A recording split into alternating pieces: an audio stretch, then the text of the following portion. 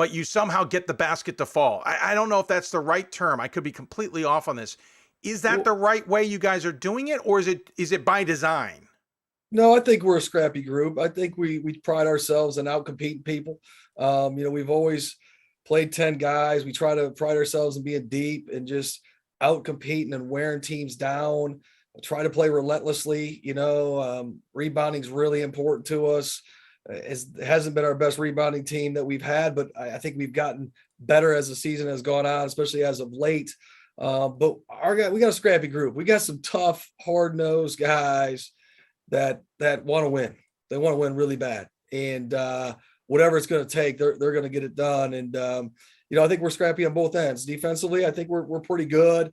At the other end, I think we play really well together. We have an unselfish group, and we're doing a great job. I think I haven't looked at the stats as far as nationally, but I think we've got to be one of the best assist to turnover ratio teams out there. We just don't turn the ball over a whole lot. And so we get a lot of shots up, and then we pride ourselves in trying to go get it back. And our guys have really bought into how we do things. Start of the season, you guys went 2-2. You beat Christopher Newport down at Roanoke College, then lost to Roanoke 77-68 the next day. Then you went a week off, and then you guys took on the Great Lakes Classic. You defeated a Wabash team that now in hindsight looks tremendous. Actually, even at the time, that looked like a good win, 99-92. And then the number one team in the country snipped you 82-74. So kind of a back and forth, though granted, tough opening stanza. To be honest, this might be the toughest schedule I've seen you put together outside of OAC play. Just talk about that start, because that can be a start no matter how good you think you are, that can just not breed any confidence because everyone's like, well, geez, we just can't get it done some nights. Yeah, it was, we were really exhausted after those 2 weeks. It felt like we were playing games, in November that we should have been playing in March. I mean, I can't imagine there's a team out there that played 4 tougher games to start their season than what we did. We came out of it 2-2. I think we're better off because of it, because we did that. At the time it was like, man, we're at 2-2. We haven't been 2-2 in 12 years. And, you kind of second guess yourself maybe a little bit. But we found out right away how to play at a really high clip and what it was going to take to be one of the best teams in the country. That's our goal. Our goal is to be one of the best programs in the country. We pride ourselves on that. And so we want to play the best teams we can possibly play. This year it just worked out where maybe it was a little aggressive. But we came out of it 2-2, and I think we came out better because of it. And it's prepared us for this run that we've been on. I then got to see you at the Classic. You guys obviously got back into the winning side at that, winning 4 straight before we saw you guys. Wins over Geneva, Ohio Northern, Baldwin Wallace, Otterbein. John Carroll game got pushed off to a later date. And I said coming out of there, I didn't think you were the best team there. I thought Maryville might have been the better team. I would love to have seen guys you. What'd you say? I said, I know you did. That's one of our guys. The guys heard that. I don't hide it. I want to thank you. It motivated our guys. Well, there you go. Guys. Yeah, you can send a check. I'll send you the address. Listen, I mean, it really was that way. I felt like if we had seen you play Maryville, I thought it would have been a fascinating matchup. Granted, you were supposed to play St. Joseph's. They weren't able to come. And so that does change a lot of the equation. And maybe that had something to do with it, where you now were playing different opponents than you were planning on originally. I've actually forgotten the entire schedule. But since then, it seems like something's clicked. But I'm watching games, and I'm not sure. I'm not maybe smart enough to know what is exactly clicking that looks better than we saw at the Classic. And I realize there's distractions. What's different between the team now than we saw then? I don't know that a whole lot's changed. I think it's kind of hard to judge a team right after Christmas at a Las Vegas tournament like that. That's not helping us sell the tournament, but go ahead. Well, as you mentioned, our John Carroll game right before Christmas break got canceled. Right. So we had a little bit of an extended break. We had more time off than I would tend to like. So Fair. Our guys actually went home for 10 days, came back. We practiced one day here on campus and then flew out to Vegas and tried to play 2 pretty solid teams, So I think we were still trying to find ourselves a little bit at that point in the season, especially coming off a long layoff. But I think what makes this group special is we're really balanced. I think we've got, our starting 3 guards, I think, I'd put those starting 3 guards up against anybody's in the country. Those guys are really good. And then we obviously bring some really good players off the bench as well. And then Tim Krieger's played for us for 4 years in the post. And I think one of the things that you mentioned back then was our post game. You kind of questioned that a little bit. And I think those guys have really improved since that time. I think we're getting more production out of our post players. I think early on in the season, we were really reliant on our guards to make all the plays. We found that out at Roanoke. We were really fortunate to win the Christopher Newport game. And then Roanoke kind of stuck it to us the next day because we were just so reliant on our guards. And we've been focused on getting more of a low post game and getting back to some of those things that we've done in the past. I thought our guys have done a nice job, and we're just really balanced. I think we're hard to prepare for. I think if you want to take Jason Ellis out of the game, there's 4 or 5 other guys that could really give you a problem. And we just kind of pride ourselves on that.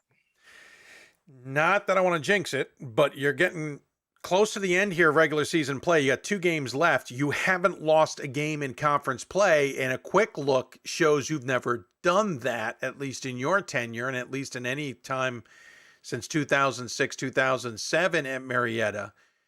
I'm not saying that that's the crowning jewel of a season. Obviously, there's a lot to play more than that, conference tournament, NCAA glory, etc. But I'm almost a little surprised you're getting to this point unscathed in the OAC, because Mount Union has seemed like it was going to be a tough stop for you guys. In the last game, you guys handled them real well. Heidelberg has come out of the woodwork a little bit and been a tough team this year. And the OAC in general, like a lot of good conferences, it's tough to win. And they know you better than anybody else knows you. What's it been like in the OAC this year, and how can you beat 3 games up at this point, basically locked up the conference for the postseason without a loss? It feels abnormal. It feels strange to be talking about an undefeated Marietta team right now.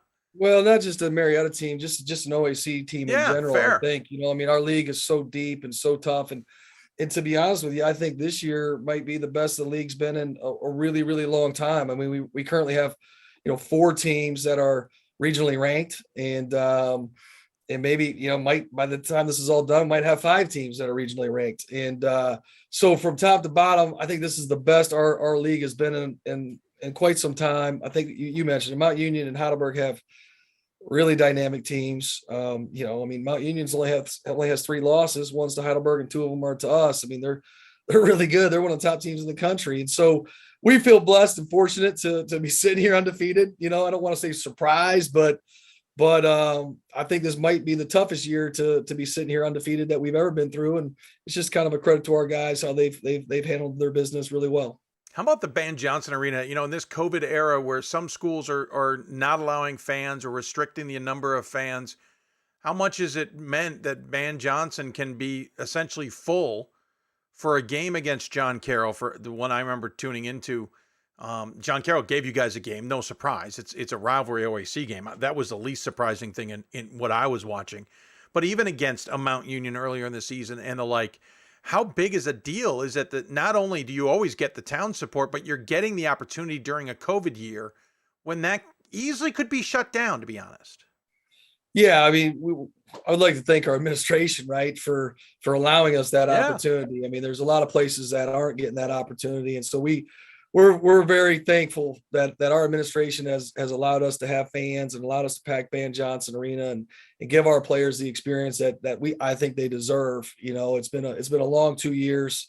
We're all tired of this COVID thing, and it's been a lot of fun this year, especially after everything we went through last year. It was tough playing in Ban Johnson Arena in front of nobody last year. That was weird, right? Because we're just not used to that. And I think last year that was a tougher adjustment for us than maybe some other programs who aren't as fortunate as we are to play in a packed house, sold out Ban Johnson Arena every night. So it's been great to be back in there this year. It obviously is a huge home court advantage for us, which is why we're trying to finish this thing as strong as we can, because we want to try to get as many home games in the NCAA tournament as we possibly can in that place, because it's just it's an electric, special place, and we're just thankful to have an opportunity to play in front of fans this year. A couple of things I want to read off, thanks to the notes from your SID, Jeffrey Shelley. I want to read off and just get your reaction to as a lump sum. Currently on an 18-game winning streak. You've won 23 regular season OAC games in a row. You're trying to go undefeated in the conference for the first time. That's never been done in the OAC since 85-86. You're right. You lead the NCAA in assist to turnover ratio, also the fewest turnovers and turnovers per game. You're looking to win, or well, you have basically become the first school to win 5 straight conference championships, looking to make that 6. You guys have got, 12th straight winning season. Haven't done that since basically this time a century ago. What you guys have accomplished is pretty remarkable, considering, as you say, how tough the OAC has been, how tough Division III has become during this period of time. What's your reaction to the milestones this program has achieved under you?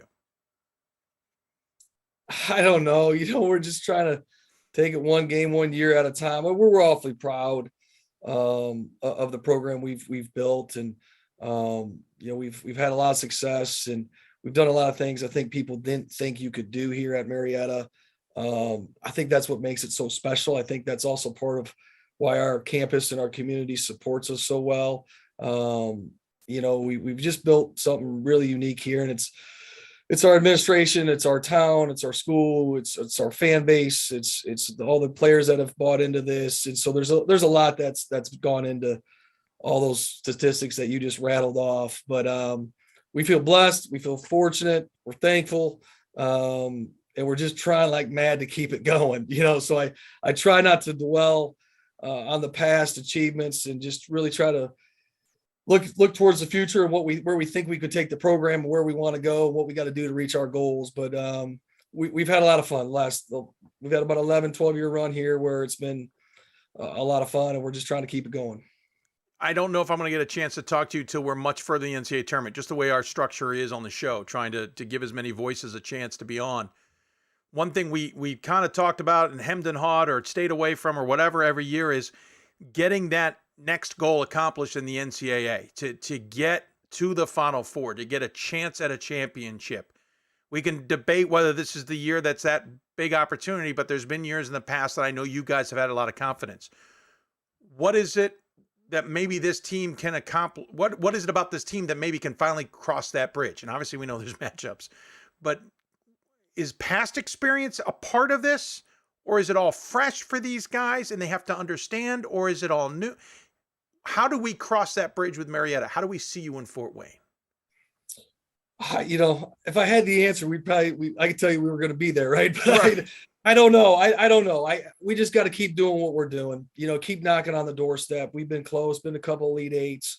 We've been right there. We've got guys on this team that have been to the Elite Eight, and half of our roster has played, in Sweet 16 Elite Eight games. So they've been there. They know what it's going to take. And we're just kind of building towards that every single day. Even though we've got the regular season OAC championship locked up, we understand that we've still got to get better. There's 2 games left in this regular season. There's the OAC tournament, and every day we're trying to get better so we can make that next step, and when you get to that far, you get to Sweet 16 Elite Eight, you're right. Matchups, ball bouncing your way, whatever it may take, but I know it's not from a lack of effort. I know we've got a good enough team that can do it, and they're focused and they're determined, and they've been a great group to coach. So this group's got as good of a chance as any group that we've ever had.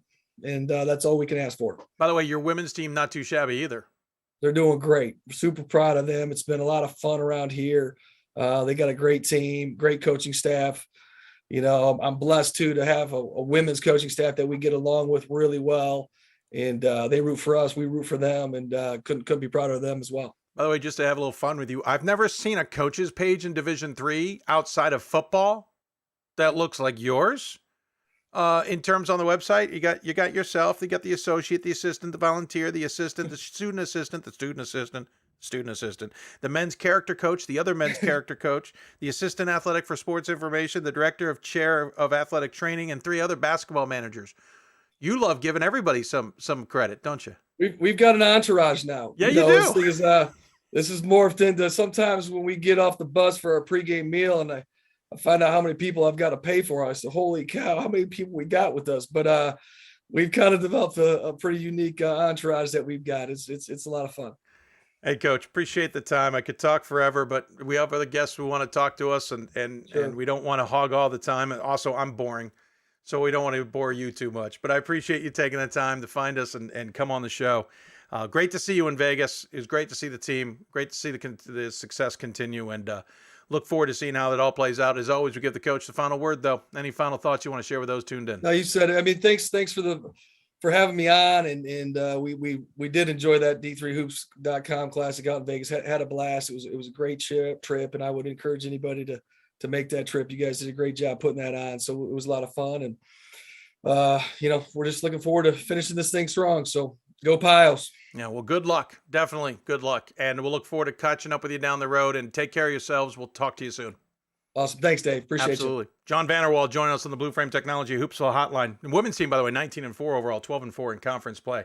Men's team, as we mentioned, 2 games left to try and remain undefeated in the OAC for the regular season. The conference is going through Van Johnson, no matter what. They'll get that opportunity. You got to play through Marietta to win the OAC this year. And we'll talk more about that as we get to next week and beyond. They got Capital coming up on tomorrow, Tuesday, followed by Heidelberg on Saturday. That one on the road. We'll take a break. When we come back, we'll continue the men's conversation on this show. I actually just kind of forgot who the heck we got coming up next. I said Fontbonne last time. I was wrong about that. We'll figure it out. It's on Twitter. You're listening to Hoopsville, presented by D3hoops.com from the WBCA NABC studios. Who we got next is Fontbonne. We'll talk about the SLIAC leaders, or the team at the top of the SLIAC battling it out when we come back. You're listening to Hoopsville, presented by D3hoops. Back with more after this. It's on us to stop sexual assault in any way that we can. To get a friend home safe. To never blame the victim. It's on us. to stand up. To make our community safe for all. It's on us. It's on us to look out for each other at parties. It's on us. To be more than just a bystander. To step up and say something. It's on us, all of us. To stop sexual assault. Learn how and take the pledge at itsonus.org.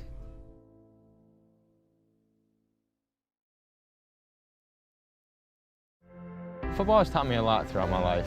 It's definitely had a huge imprint on who I am as a person.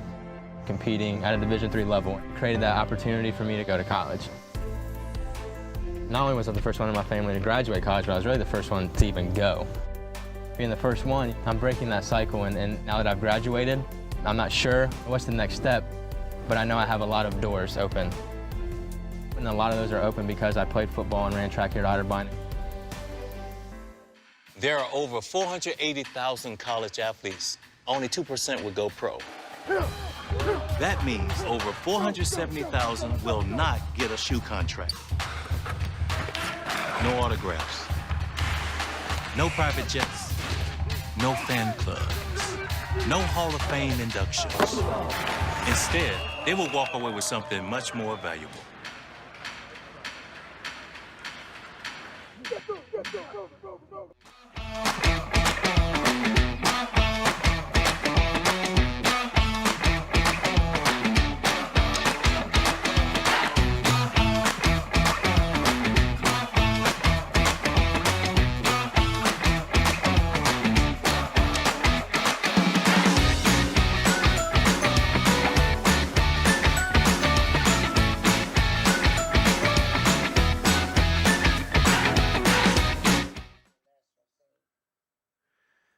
Welcome back to Hoopsville, everybody. As we get rolling along here, next guest up, it will be Fontbonne. We'll talk to him in a moment. By the way, shout out to Bob Quillman. Notice I've got a glass of vino tonight on this Valentine's Day. You couldn't believe I'm sipping on it. If anyone's noticed, it hasn't gone down that much, but it's pretty good. Maybe we'll get some more later for the end of the show. We always try to have it on the big marathon show, but we got a big Valentine's Day show. We might as well enjoy it. And the wife made a wonderful dinner, and so I'm sipping the wine that came with it. All right, so back to Fontbonne. As we mentioned, they're on top of the SLIAC, 10-1 in conference play, 2-game edge on Eureka, and then everybody else, Blackburn, Spalding, et cetera, and a SLIAC conference that maybe isn't as competitive as years gone past. Of course, we've been used to Greenville at the top of the conference. They're struggling this season. But if you look at this Fontbonne team, they were 2-4 out of the gate, with a lot of games against non-Division IIIs mixed in there. Then lost a bunch of games around Christmas and kind of just went quiet for a month. Came out of the gate against aforementioned Greenville What a way to come out of a month not playing basketball. You play a 154-123 game. Just for good measure. Yes, they came away with the victory out of that one. They got a victory over Greenville later as well. They got 3 games left in conference play, pretty much in control of this conference. And it's been a while since we talked to the Griffins. I figured we had to change that. So joining us on the Blue Frame Technology Hoopsville hotline to talk all about this fun stuff, it is Lance Thornhill, the head coach of Fontbonne, who pulled off the side of the road to allow us some time. Coach, I appreciate that. First and foremost, congratulations. 14-5 this season. When I looked back, you were at 14-12, basically the last full season. So you've already met that mark. You guys haven't had as good a season since 2008 when you were 21-7.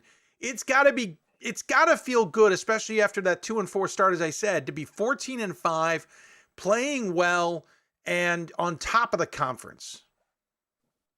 No doubt about it. I keep telling these guys every time we pull off a victory, I tell them, I said, you guys might be a little better than I think we are. And then when we went up to Eureka the other day, I told them all, I said, now you got me being a believer in you. You are, you may be better than I think you are. So yeah, that's kind of been our motto moving forward. Well, you won after our 2-4 start. Right. What's that? Well, sure. I mean, 2-4, I can't imagine you were believing much. We were definitely had some question marks. We were coming off of a year last year. We struggled. We got to the conference championship and lost in the tournament.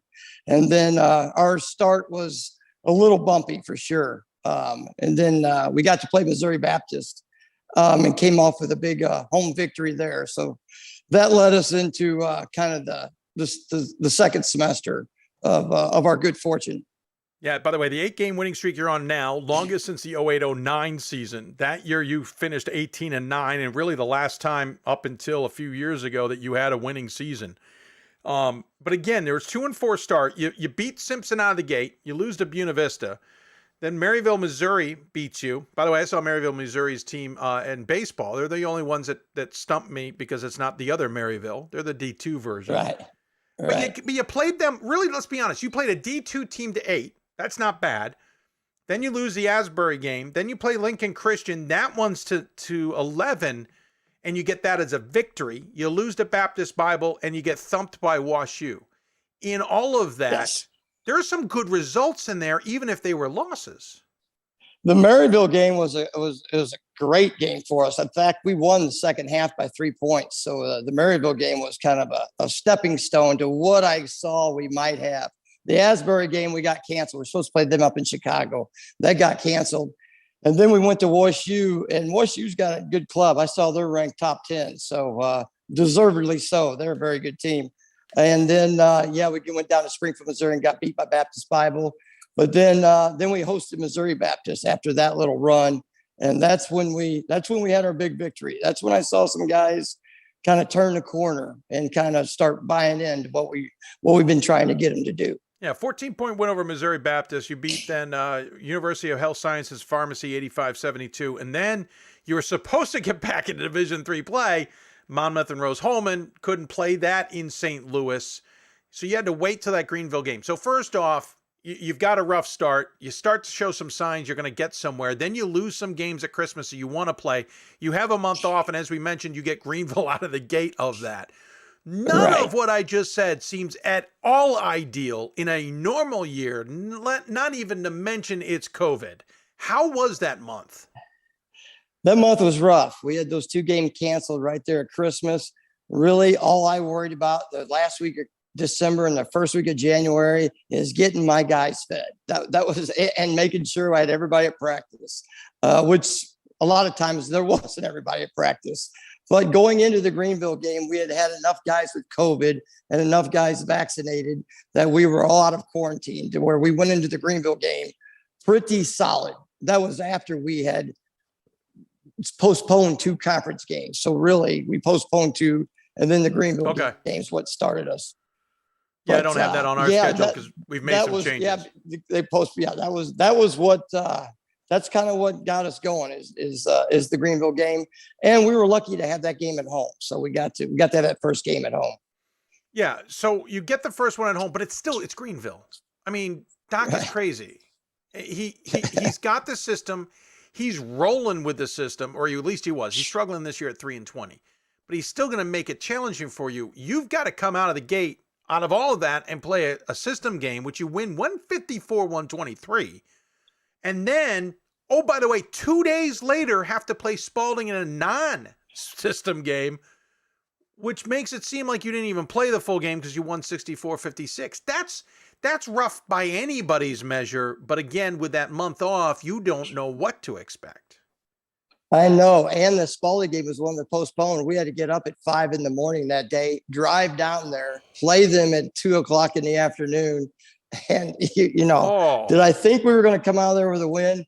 The way we had played the Mobab game, I kept telling them, I kept reminding them, we can play as good as we can with anyone in the country. We just have to be at our best. And, getting off a 5-hour bus ride at a 2 in the afternoon game, I didn't know what to expect. But like I said, every time I see these guys, I said, you guys keep making me think we're better than we are. And that's kind of where that little model started. And it's continued since all the way up to the Eureka game. It caught up to you guys up against Blackburn on the road 2 days later, lost that one 73-72. But everything we've just talked about, that doesn't surprise me. You've won 8 straight. As a result, you've won, I quickly did the math, 12 of the last 13.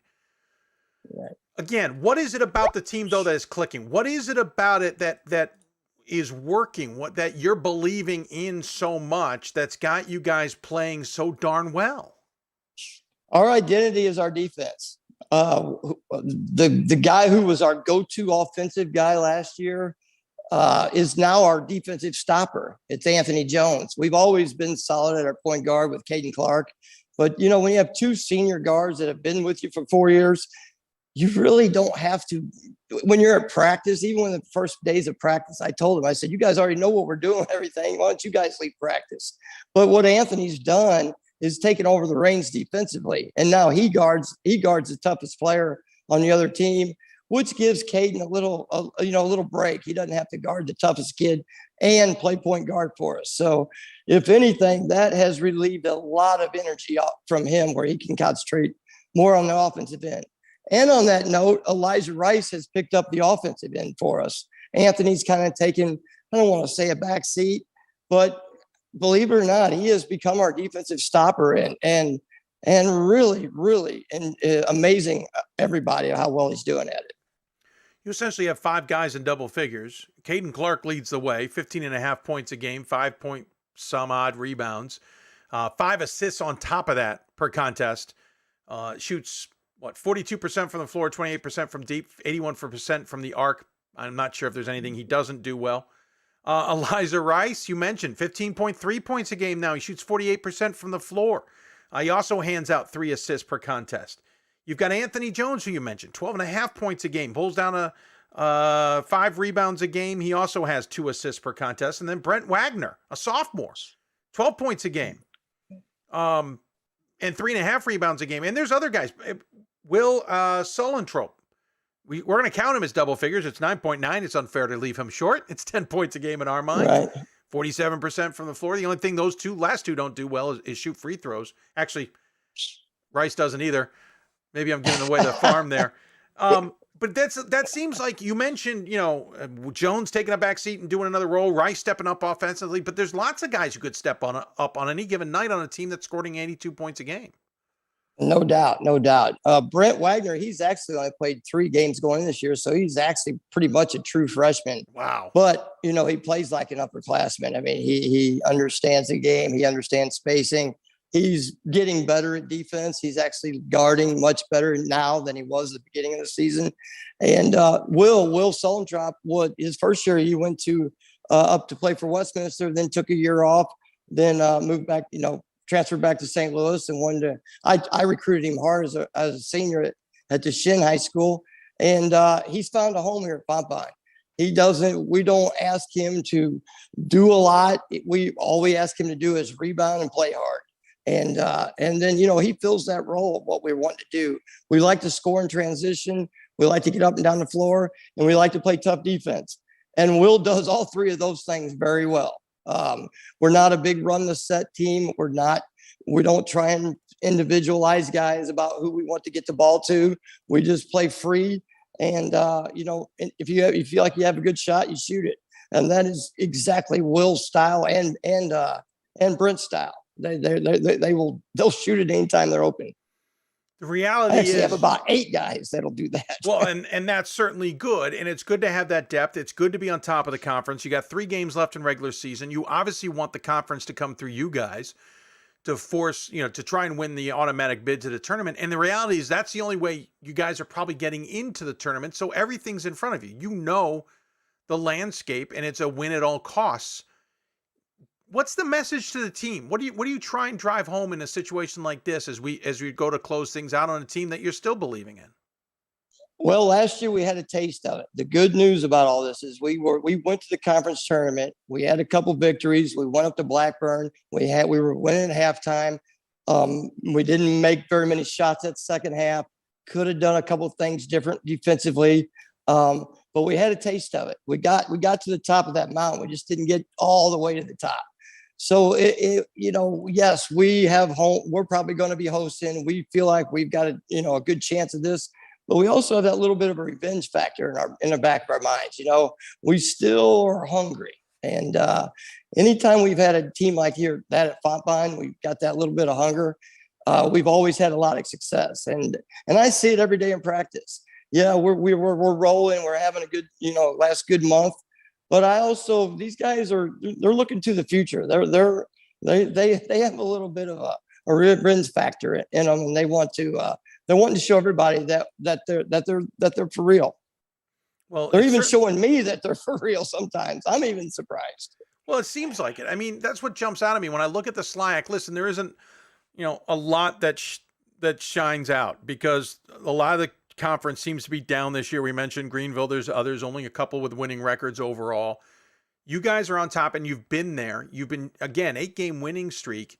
Clearly things are working in the right direction and things, but you also have to take advantage of your opportunities, and you seem to be taking advantage of those. I assume you got to go win the conference now and prove everything that you've done this year isn't just kind of, happenstance. It's for real. That's right. And I would say top to bottom, I don't think the conference is down.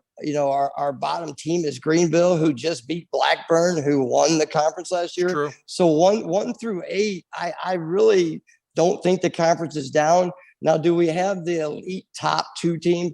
No, the scary thing about our conference is number 8 can beat number 1. So I hate to say it's down, but overall, talent wise, when you're picking the top 15 guys, we've probably had a more solid top 15 in previous years. But team wise, as far as who can beat who, that any night, any team can beat anybody in our conference. And the message moving forward is just we've got to be ready every night. There's not like we get an easy game coming up. We've got 3 games this week. And we can clinch tomorrow night, but we still have Westminster on Saturday, who beat Buena Vista and Simpson the first 2 games of the season at our place. So, we like I said, we've got to be ready to play every night, no matter who it is. What's it mean to you to be running this program after being an assistant for 20 years? What's it mean not only to be running it, but then to also get the success you're seeing? Well, what we did with Coach McKinney is pretty much what we do now. My 2 assistants, one played for us in 1994, and one played for when we had the good run then, and the other one played for us in the 2008 run. So the other good news is my 2 assistants have been on those 2 really, really good teams that went to the national tournament. And then my other assistant was with me when I first started. So, I like to say a lot of things have changed, but we run the same stuff. We have the same ideals. We play probably better defense than we did back in the early 2000s and the 90s. But as far as wanting to score 80, 90 points a game, all those trends are the same. And, Lee McKinney's name's on the court, and we see it every day. And then we try to show the alumni and keep the Fontbonne name tradition, in play to where we can have success like we did back in, like I said, in the mid 90s and mid 90s and mid 2000s. Might be a trick question, but do you have more fun coaching basketball or coaching the golf team? Oh, much more fun. You can't do any substitutions in golf. In basketball, you can kind of mix and match the guys that are playing good. In golf, you're kind of stuck with whoever's playing good or bad that day. You kind of got to roll with it. Yeah, but, true. It's been fun. It was a struggle when I first took over the program because we were down. We'd had a couple of coaching changes, and I just kept telling myself, one day you keep recruiting, you keep getting out and getting these kids, you keep finding the right match with guys and bring in the right guys, that one of these times they're gonna meet up and it's gonna form right. And we finally found that little mixture that's working. No, it definitely seems to, and it's fun to get the Griffins back on the show and talking about the success that you guys are having. I appreciate the time. I know you're busy. You got better things to do, including getting this team ready for the future, not to mention the 3 games now, but the future years as well. But I appreciate the time nonetheless. As always, we give the coach the final word. Any final thoughts you want to share with those tuned in? I appreciate you having me on. I know our guys are watching, and this is a big deal for Fontbonne. We don't get much national exposure. So to be able to do this, we really do appreciate it. And we just hope we can win that conference tournament and do something in that national tournament. Well, happy to have you on. You deserve it. That's why you're on the show, because you guys are having a good season and you earned it. So thank you for the time. Safe travels, and we'll look forward to talking about the Griffins down the road.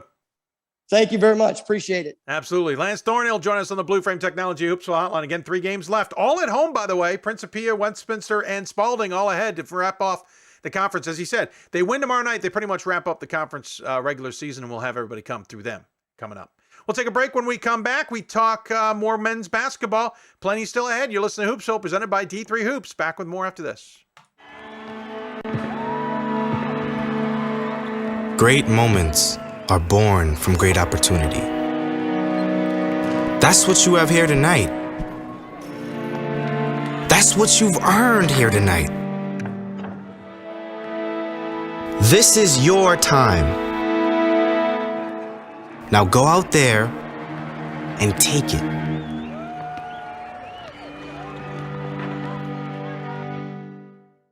We've got more schools than Division I, more fans than Division II, and more upsets than March Madness.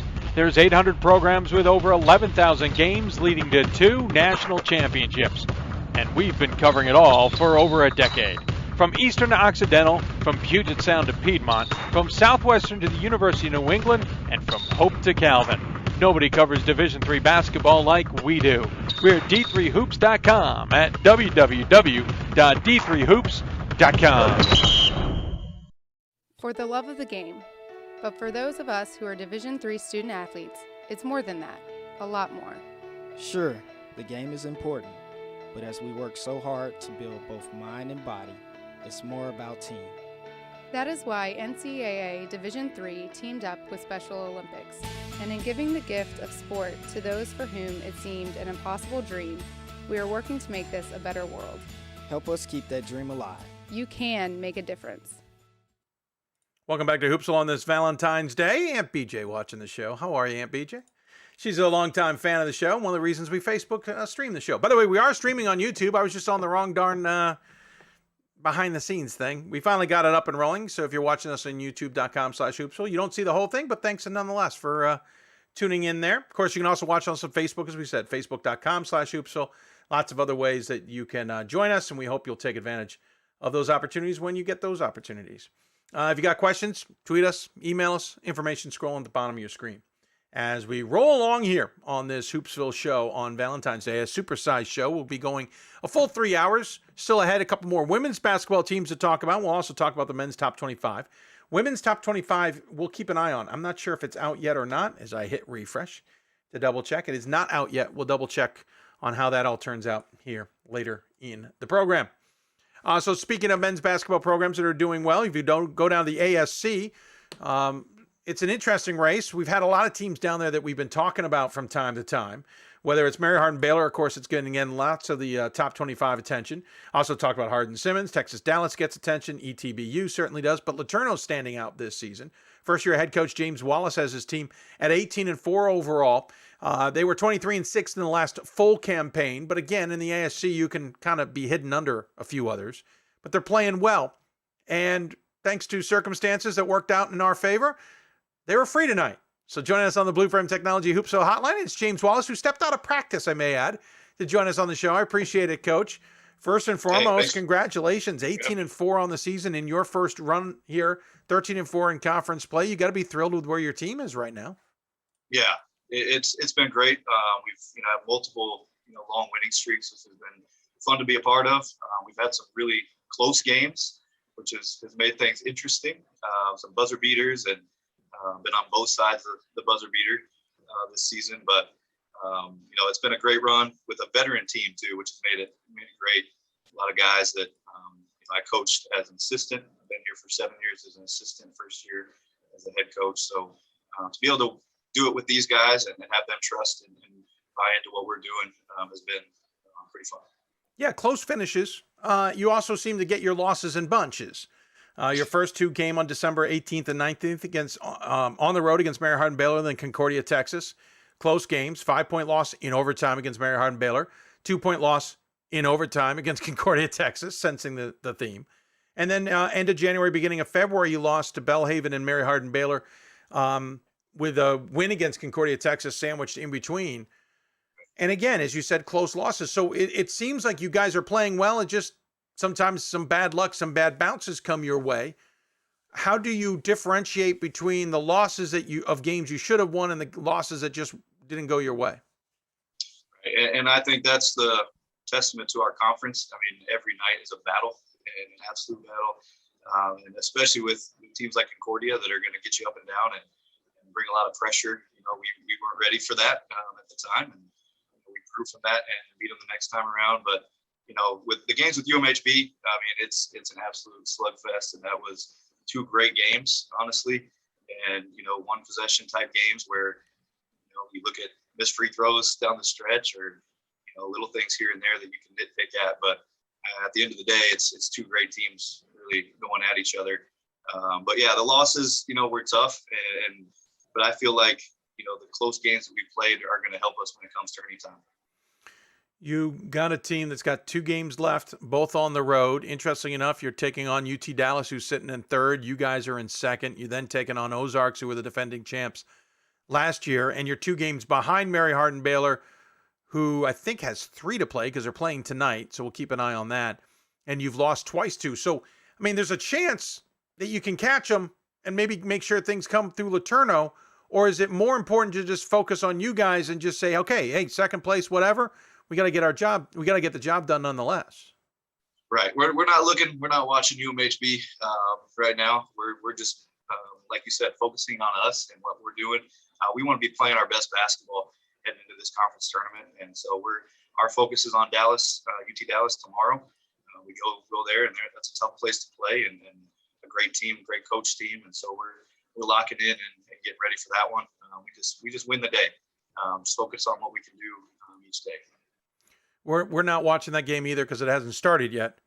So we'll cross that bridge in a bit. Hey, real quick, let's start with you. Let's back up a little bit and go with the fact that you're in your first year at LETU. You were a 7-year assistant under Dan Miller, so basically your 8th year, and again had to deal with COVID and everything that jumped with it, along with Dan, and then now you're the winningest coach, or tied for the most wins, I guess is the right way of saying it, in the program's 75-year history as a rookie head coach. You obviously got the pieces Dan gave you, but that doesn't always work. I've been in that situation where all the pieces are there on a really good team and a coach takes over and it doesn't jive. It doesn't sync. It doesn't work. What has been the secret this year for the success you're having? I would say our leadership. Honestly, it's been the guys, our seniors I mentioned, really buying into what we're doing. Now, granted, we haven't changed a ton, but we've changed some, and some things defensively and a few things offensively that have been different for them. But they bought into the culture and what we're doing and what we're about, and that's made that a pretty seamless transition. And honestly, if you have your leaders and your top guys, if they are going to do things the right way and pull guys along with them, it makes that transition to the next chair up a little easier. Certainly. team, by the way, second most wins in conference play since joining the league. You can tie the record if you win the next 2 games. 6 most wins in school history for a season, 4th since joining the NCAA. And you got guys like Andrew Eberhardt, who scored 1,000 points, leads your team in scoring. What did I see? 20 some odd points a game to lead this. Yeah, 20.6 leads the team at 5.8 rebounds. He's 3rd on the team. Also hands out a heck of a lot of assists. Your team does in general. We'll talk about the rest, but what's a guy like Andrew Eberhardt bring to the table? Yeah, I mean, Andrew's obviously the top scorer and the guy that gets a lot of recognition. He's had multiple 30-point games this season, and kid can flat out shoot the basketball, but he does so much more for us. Like you said, handing out assists. Just the way we play is very unselfish. We talk about playing good to great.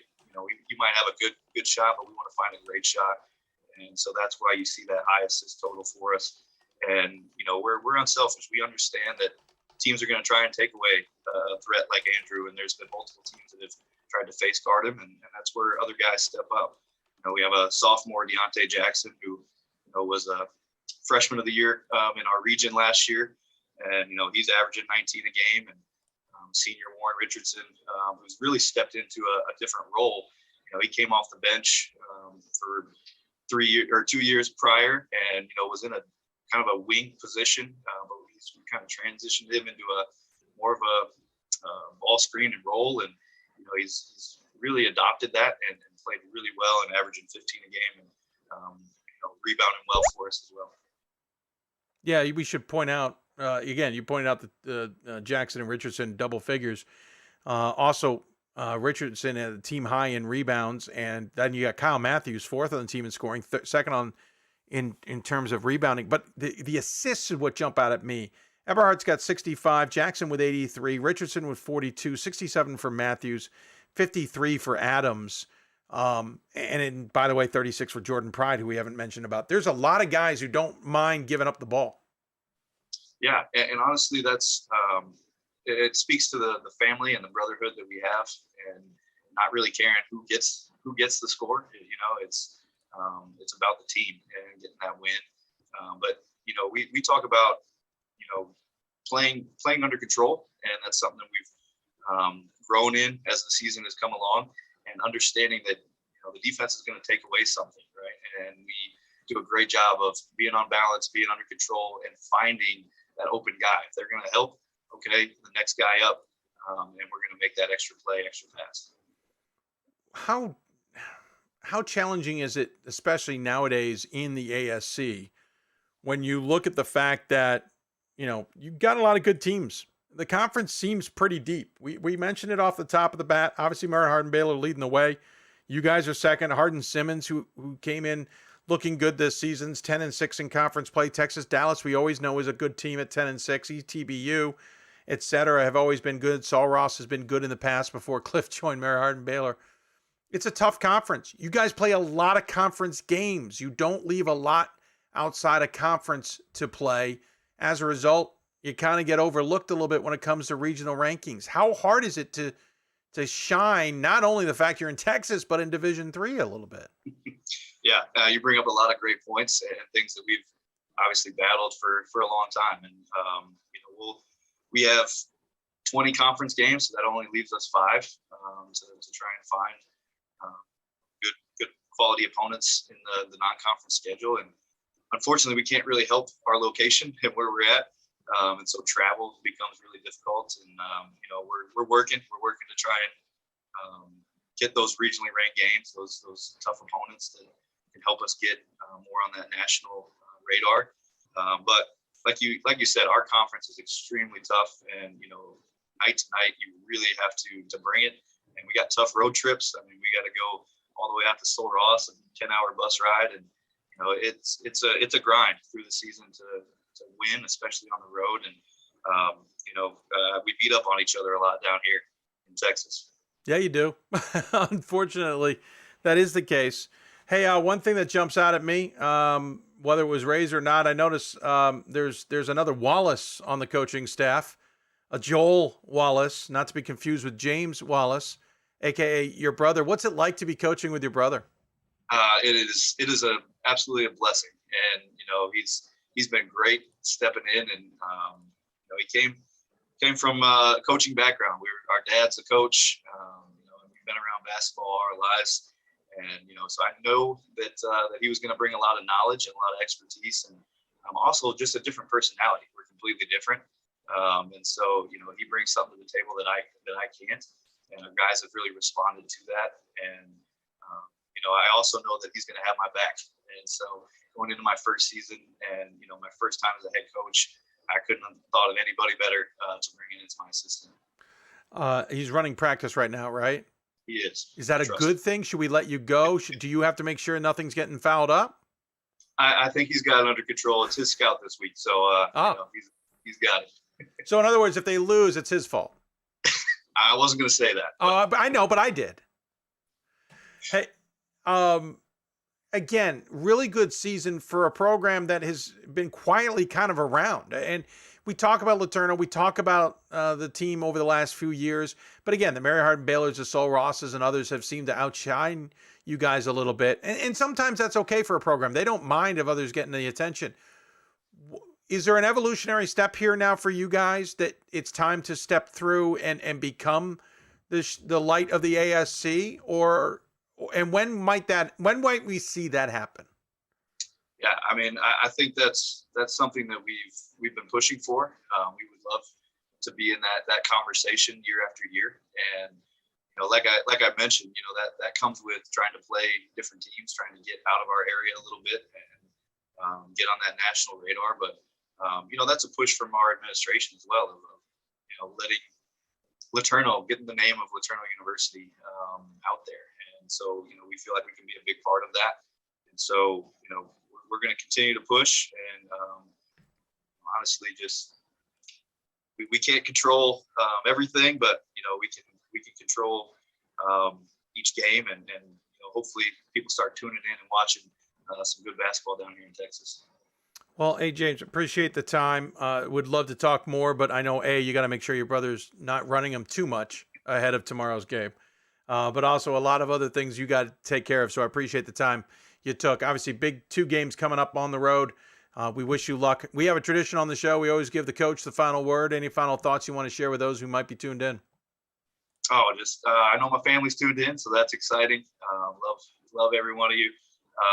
And Dave, I just want to thank you for all you do for Division III and just the game of basketball. And so there's some great basketball being played all over the nation, and especially down here in Texas. So I want to thank you for bringing us on. Well, thanks. Appreciate it. It's a lot easier when we get people like yourself who are willing to come on the show and let us ask us dumb questions. So we appreciate it. Take care of yourself. Good luck down the road, and we'll look forward to talking about the team down the road as well. All right. Thanks, Dave. Awesome. James Wallace joining us on the Blue Frame Technology Hoopsville Hotline, apparently presented by Down the Road. That's stuck in my head. Again, at Texas, Dallas, and University Ozarks coming up in the next 2 games before getting into conference play. We'll see how that all plays out. Probably going through Mary Hardin Baylor, but you never know. That's why we play the games. We'll keep an eye on the Mary Hardin Baylor score as well. We're going to go to break. When we come back, we'll talk women's basketball, but we'd be remiss if we didn't go to break without quickly mentioning the NABC, which, of course, is the National Association of Basketball Coaches. Coaches working to further the best interest of the game of basketball and coaches and players who participate in the sport. The NABC thanks its nearly 5,000 member coaches, including the many Division III coaches who impact our game, for upholding the core values of leadership, advocacy, service, education, and inclusion. For more information on the NABC, head to nabc.com.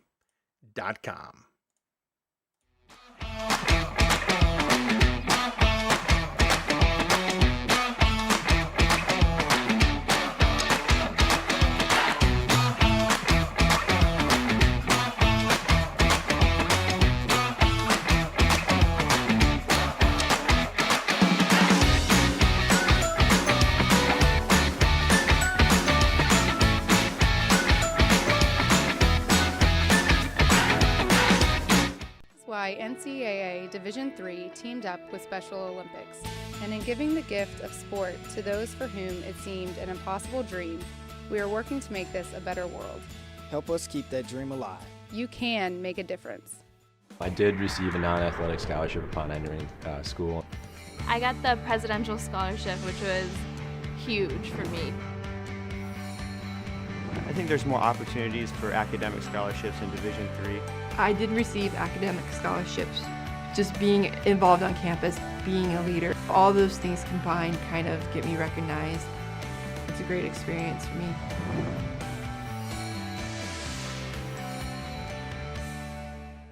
We've got more schools than Division I, more fans than Division II, and more upsets than March Madness. There's 800 programs with over 11,000 games leading to 2 national championships. And we've been covering it all for over a decade. From Eastern to Occidental, from Puget Sound to Piedmont, from Southwestern to the University of New England, and from Hope to Calvin. Nobody covers Division III basketball like we do. We're at D3hoops.com at www.D3hoops.com. Football has taught me a lot throughout my life. It's definitely had a huge imprint on who I am as a person. Competing at a Division III level created that opportunity for me to go to college.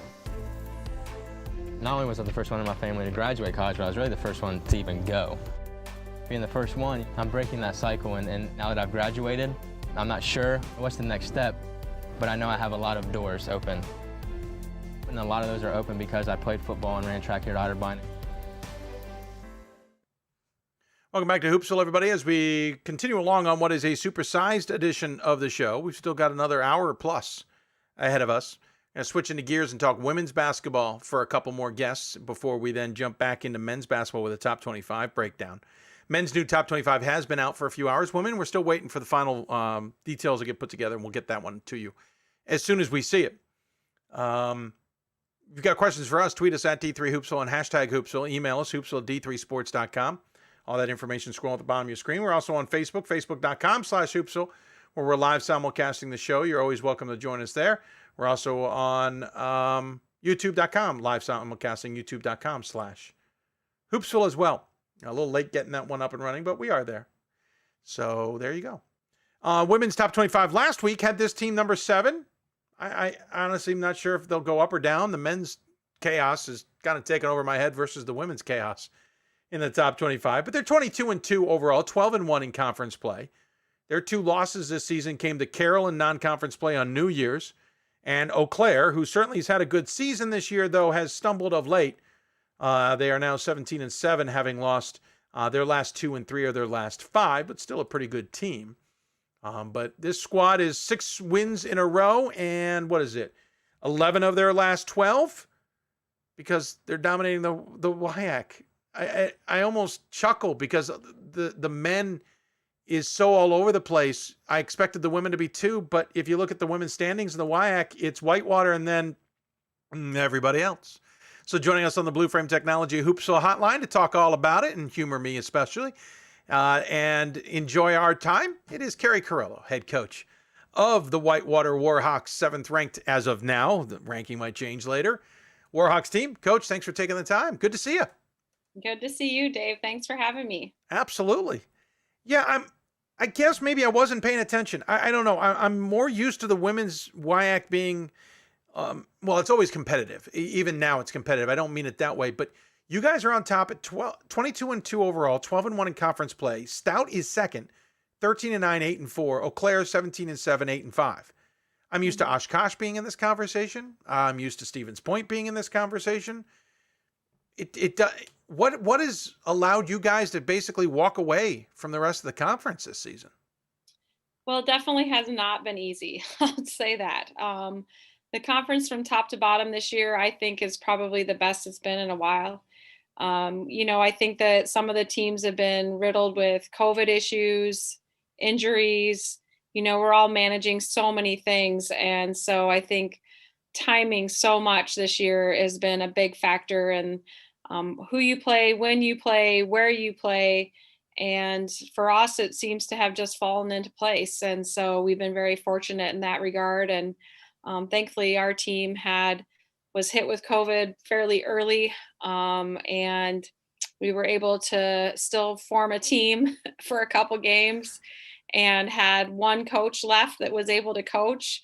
And we've just all of us in our entire conference have really just tried to figure it out. I mean, it's been an unbelievable year. And I will say this conference again this year, just unbelievable talent, so many different looks from so many different teams, So to pull away the way that we did is actually just an amazing accomplishment for this team that I have this year, because again, this conference is extremely tough.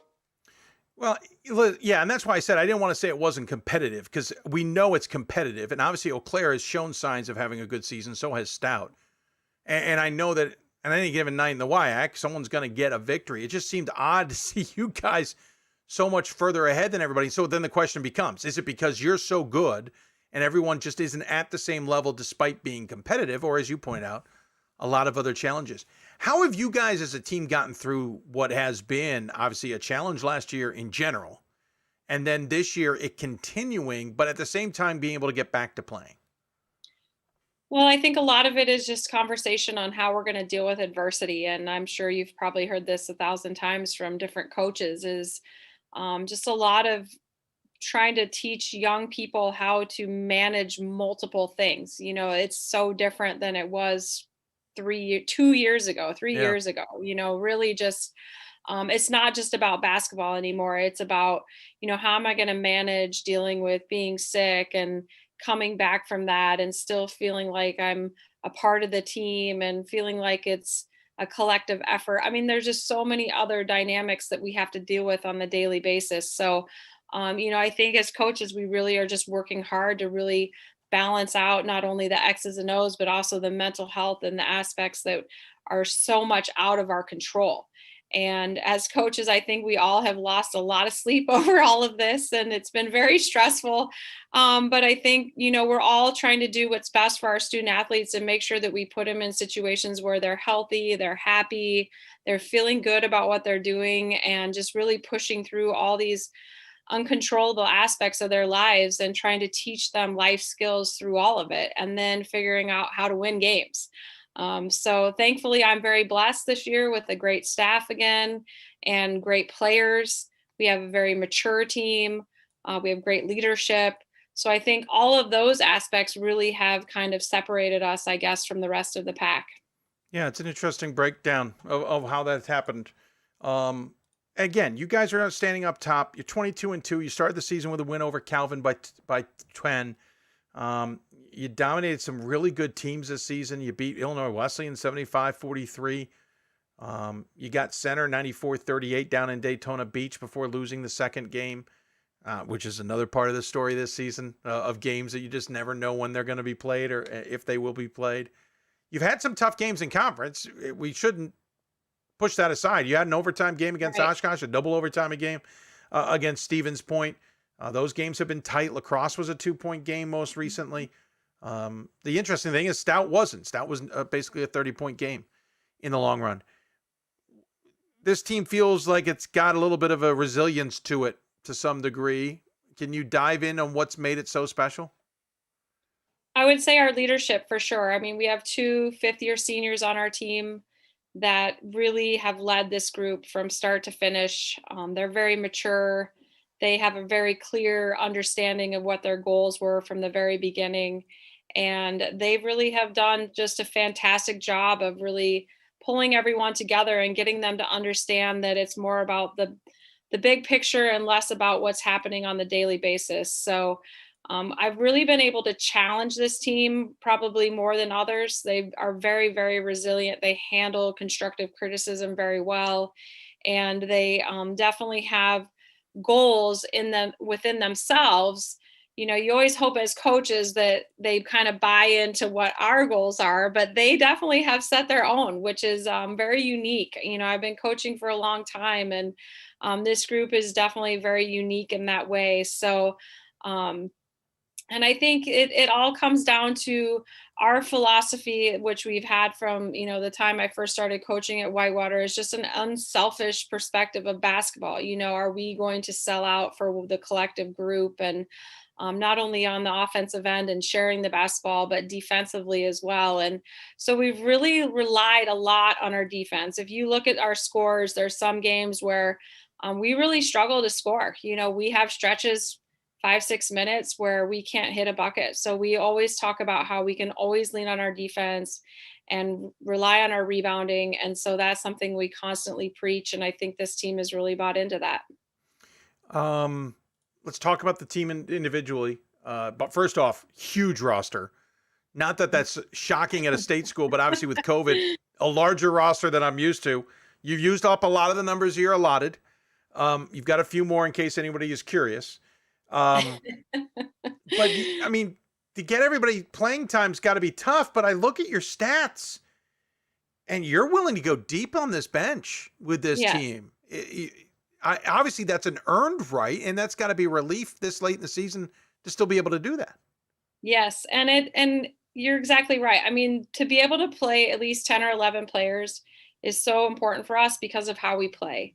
I mean, we're a full court team. We're not playing half court basketball. So to be able to have fresh legs, make sure that we can be resilient for 40 minutes and not let up is super important. So it's a team that is definitely willing to sacrifice minutes for the good of the group. And so us being able to stay healthy, play deeper into our bench is something that we have always really tried to get our teams to buy into, so then we can make a run late in the year. And that's our goal. And I feel like ultimately we want to be playing our best basketball right now.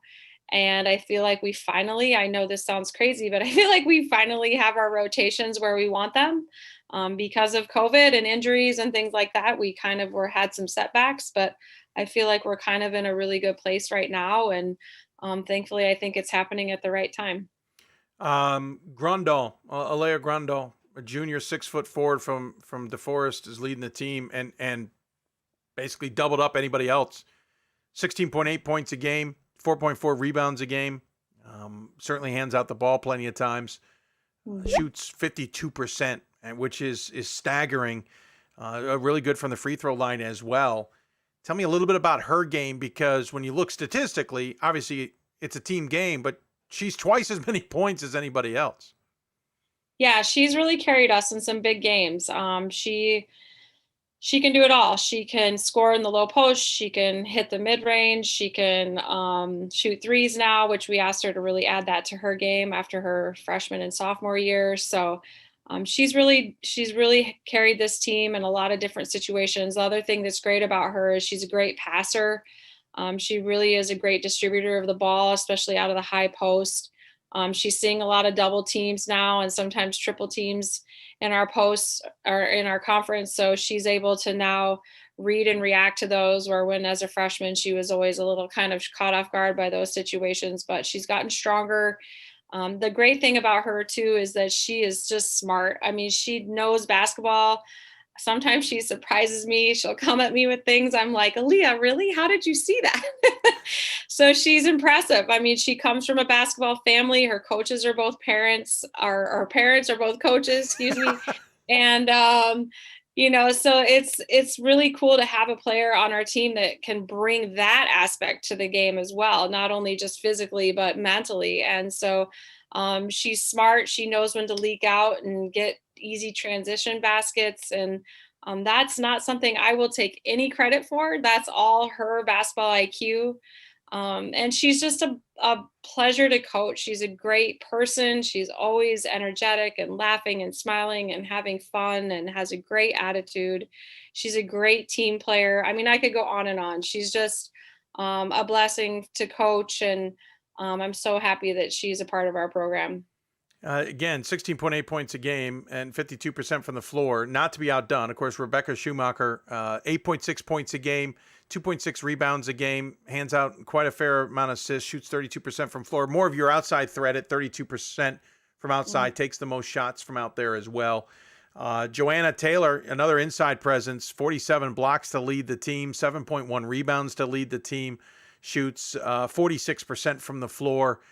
Unfortunately, not the best free throw shooter, but I've seen that a lot this year. She's not unique. And then others, obviously, that contribute on this squad. But those two, where you've got that inside-outside to complement Grundle, just that trio alone, you've got to be pretty thrilled on the options it gives you and the threats it gives other defenses. Yes, and always to make sure that we have that balanced attack. I mean, we want to make sure we're really strong in the post, but our perimeter is just as important. We have to be able to knock down shots when we need to. We've seen We've seen teams play zone. We've seen teams not guard some of our guards. They'll sag off 8-10 feet even. And so we just continue to instill confidence in those players that they can knock down those shots from the perimeter. So it really opens up our post game. And we've always been preaching that from the beginning of our program when I first took over, is that we can't just be one dimensional. We have to have a balanced attack, especially in this conference. This conference has definitely gone kind of a little bit away from the post game. It's much more perimeter oriented. So we have to be able to not only attack in that situation, but we also have to be able to defend. So we ask our 6'3" girl to go out and guard on the perimeter, where at first, when she started doing it, she wasn't really excited about that, but now she's really bought into that and realizes the benefits of it. Because we just have so many great teams in our conference that really utilize their players the best that they can. So we have to be able to defend that as well. But our balanced attack is something we always have taken a lot of pride in. Rebecca is amazing. She doesn't hold anything back. When she has an open look, she's going to knock it down or take a quick shot. So it's fun to be able to coach players that really have no hesitation and are just really aggressive and are going to shoot when they shoot or shoot, right? Yeah. Well, they're supposed to, at least. Yes. Yes. Otherwise, we're taking the moniker away. Well, you've got 7 players who are 6 foot, listed 6 foot or taller. You got 12 who are listed 5'10" or taller. So as you talk about, while some of the other conference mates are going to a smaller look, you've still got that size inside. And be honest, to go up against the Hopes, to go up against the former Oshkoshes, in at least what Brad's had in the past years, to go up against some of the top teams in Division III, even what GP puts out there in Amherst, you got to have some inside play. As much as things have changed, that's got to give you a little bit of confidence and a little bit of a leg up, kind of heading towards what we know is now the postseason part of the season.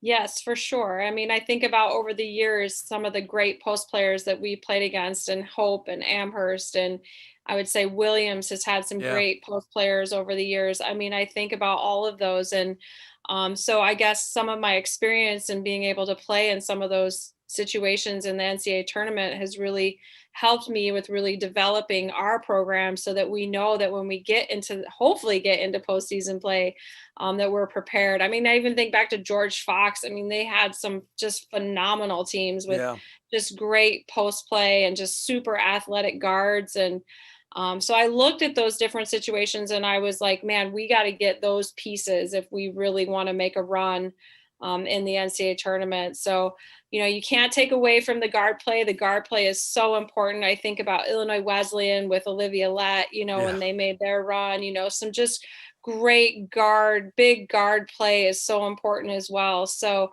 as a Division III school, we're always looking to recruit those type of players. We don't always get them, but we're always trying to find ways to really just, again, have that balanced look so we can compete on that national level.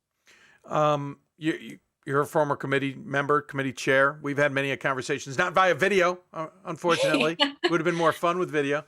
But you know what's at stake. You understand the dynamics.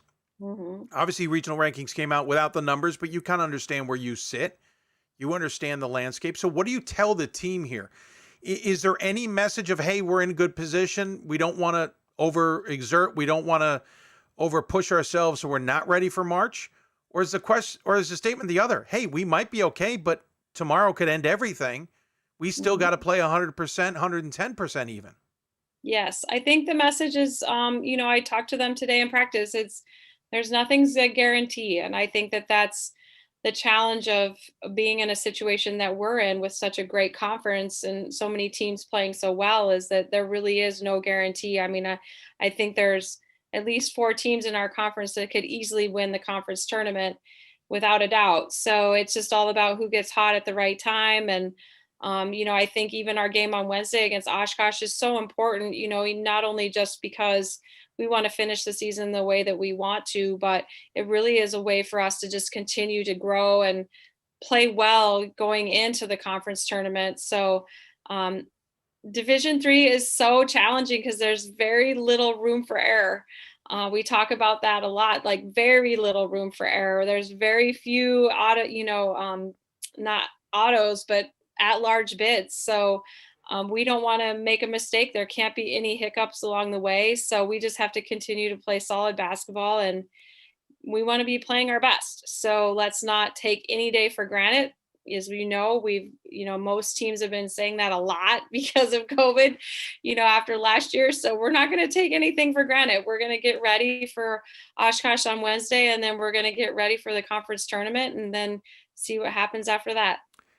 Before I let you go, we were checking the roster. There's this player 5th on the team in scoring, leads the team in rebounding. I think I know where you're going with this. Has quite a few assists, even some blocks, shoots 35% from the floor, 33% from outside the arc, 78% from the free throw line. Not too bad. What many don't realize is your husband's an assistant, and you've truly made this a family affair, because a freshman I'm talking about is Keri Carollo, and because Chris is really good at his job, he made sure we got a picture of KC at the 2008 Final Four, which we put on air. You can't see it, but it's there, with mom and dad. What's it like to have your daughter, who's been at your side the whole time, now with you, and really just the other day helping cutting down the net of a conference regular season championship? Yeah, it's amazing. It's hard to put into words, and she's having a great freshman year, which makes it even better. But she's been awesome to coach. She is a player. She's knows everything before I'm going to say it half the time, which is a challenge, but she's been great, and she is so excited. She's so happy being a part of our program. I think that's one thing, as not only a mom, but as a coach, it's good to see that your players are happy, and she is definitely happy with where she's at, and she enjoys her teammates a ton, and her teammates have really embraced her, which is a big piece of the puzzle. But I know I'm not the only one. I know Coach Morehouse at Hope has his daughter on the team too. And, I've had some colleagues across the country, give me some advice. So I appreciate that. But it's been awesome. I can't say enough about having the chance to be able to have her a part of our program. She literally started out in our gym. She was 3 months old in a stroller in our gym. So to be able to cut down nets with her and have her in a Warhawk uniform is pretty special. I hate to say this, but I feel like I kind of remember that. Yeah. I mean, I know it's tough. It might be tough for you, but it's really starting to get tough for me. But that must have been a really hard recruiting pitch. Yeah, no, well, it kind of was. It was very weird. She had some scholarship opportunities, and, as parents, we're in the back of our minds hoping, oh, please just come to Whitewater. You're right. It's a lot easier. Yeah, but we explored all of those opportunities. We told her it was her choice. I think she knew that if she came here, it would be a culture that she was accustomed to, that she knew she could be successful in. She liked the way that we play, the style of play that we have, and then, the degree that she was looking at fit. So I think it was kind of a no-brainer, but she did kind of drag it out for a bit. And she definitely tried to make Joe and I panic a little bit, but at the end of the day, she decided to come, and we were pretty happy. If I had been in her shoes, I would have been the type who would have called Shirley or Brad. Yeah. And totally got them in on the game. Right. And gotten something to go, hey, Mom, Shirley Egner just called me. I might go to Point. I don't know. Yeah, that would not have been good. But it would have been nothing funny. against Shirley. She's a great coach and has a great program, but no. Hey, Mom, I just got a call from, I might go to Oshkosh. Oh, yeah. No. What's funny about that is that, she's grown up in our house with Joe and I, and how competitive we are. So she already knew, I can't go to Oshkosh, I can't go to Point, and my parents would never. That would have made me want to do it more. I would have so wanted to do that. Yeah, that'd been fun. Well, it's a true family affair now for the Warhawks women's team, and you guys are obviously doing well. Her first year, 2 losses on the season. Your 20th, right? This is your 20th season? Yeah, 20 years at Whitewater.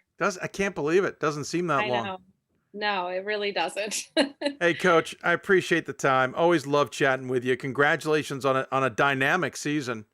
Thank you, Dave. By the way, quick question on Casey. If she needs to be disciplined or if she does something wrong, do you and Joe do like rock, paper, scissors? Or No, it's usually me.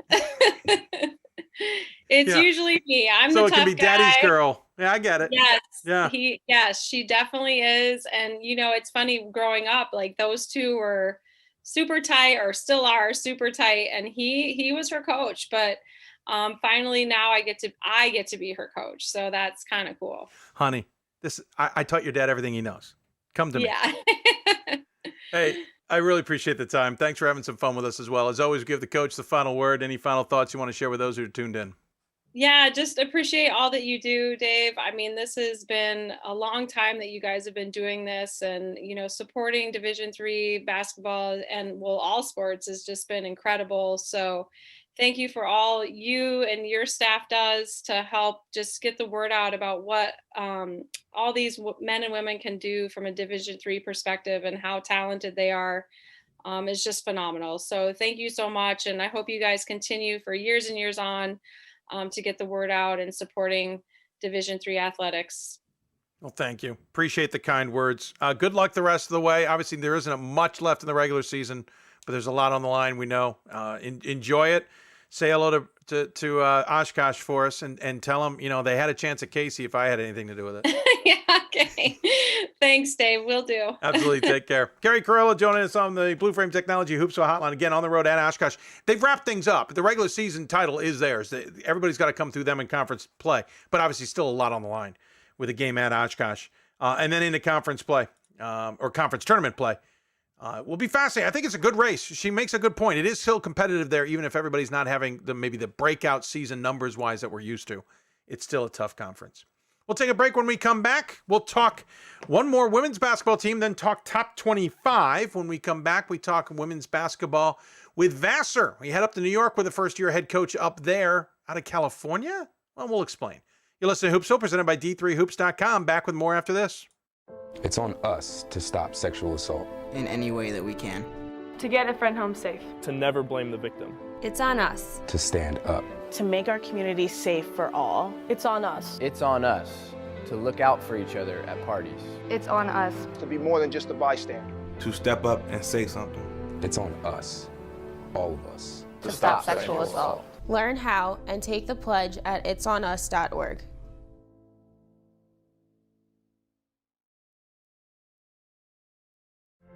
Football has taught me a lot throughout my life. It's definitely had a huge imprint on who I am as a person. Competing at a Division III level created that opportunity for me to go to college. Not only was I the first one in my family to graduate college, but I was really the first one to even go. Being the first one, I'm breaking that cycle, and now that I've graduated, I'm not sure what's the next step, but I know I have a lot of doors open. And a lot of those are open because I played football and ran track here at Otterbein. There are over 480,000 college athletes. Only 2% would go pro. That means over 470,000 will not get a shoe contract. No autographs.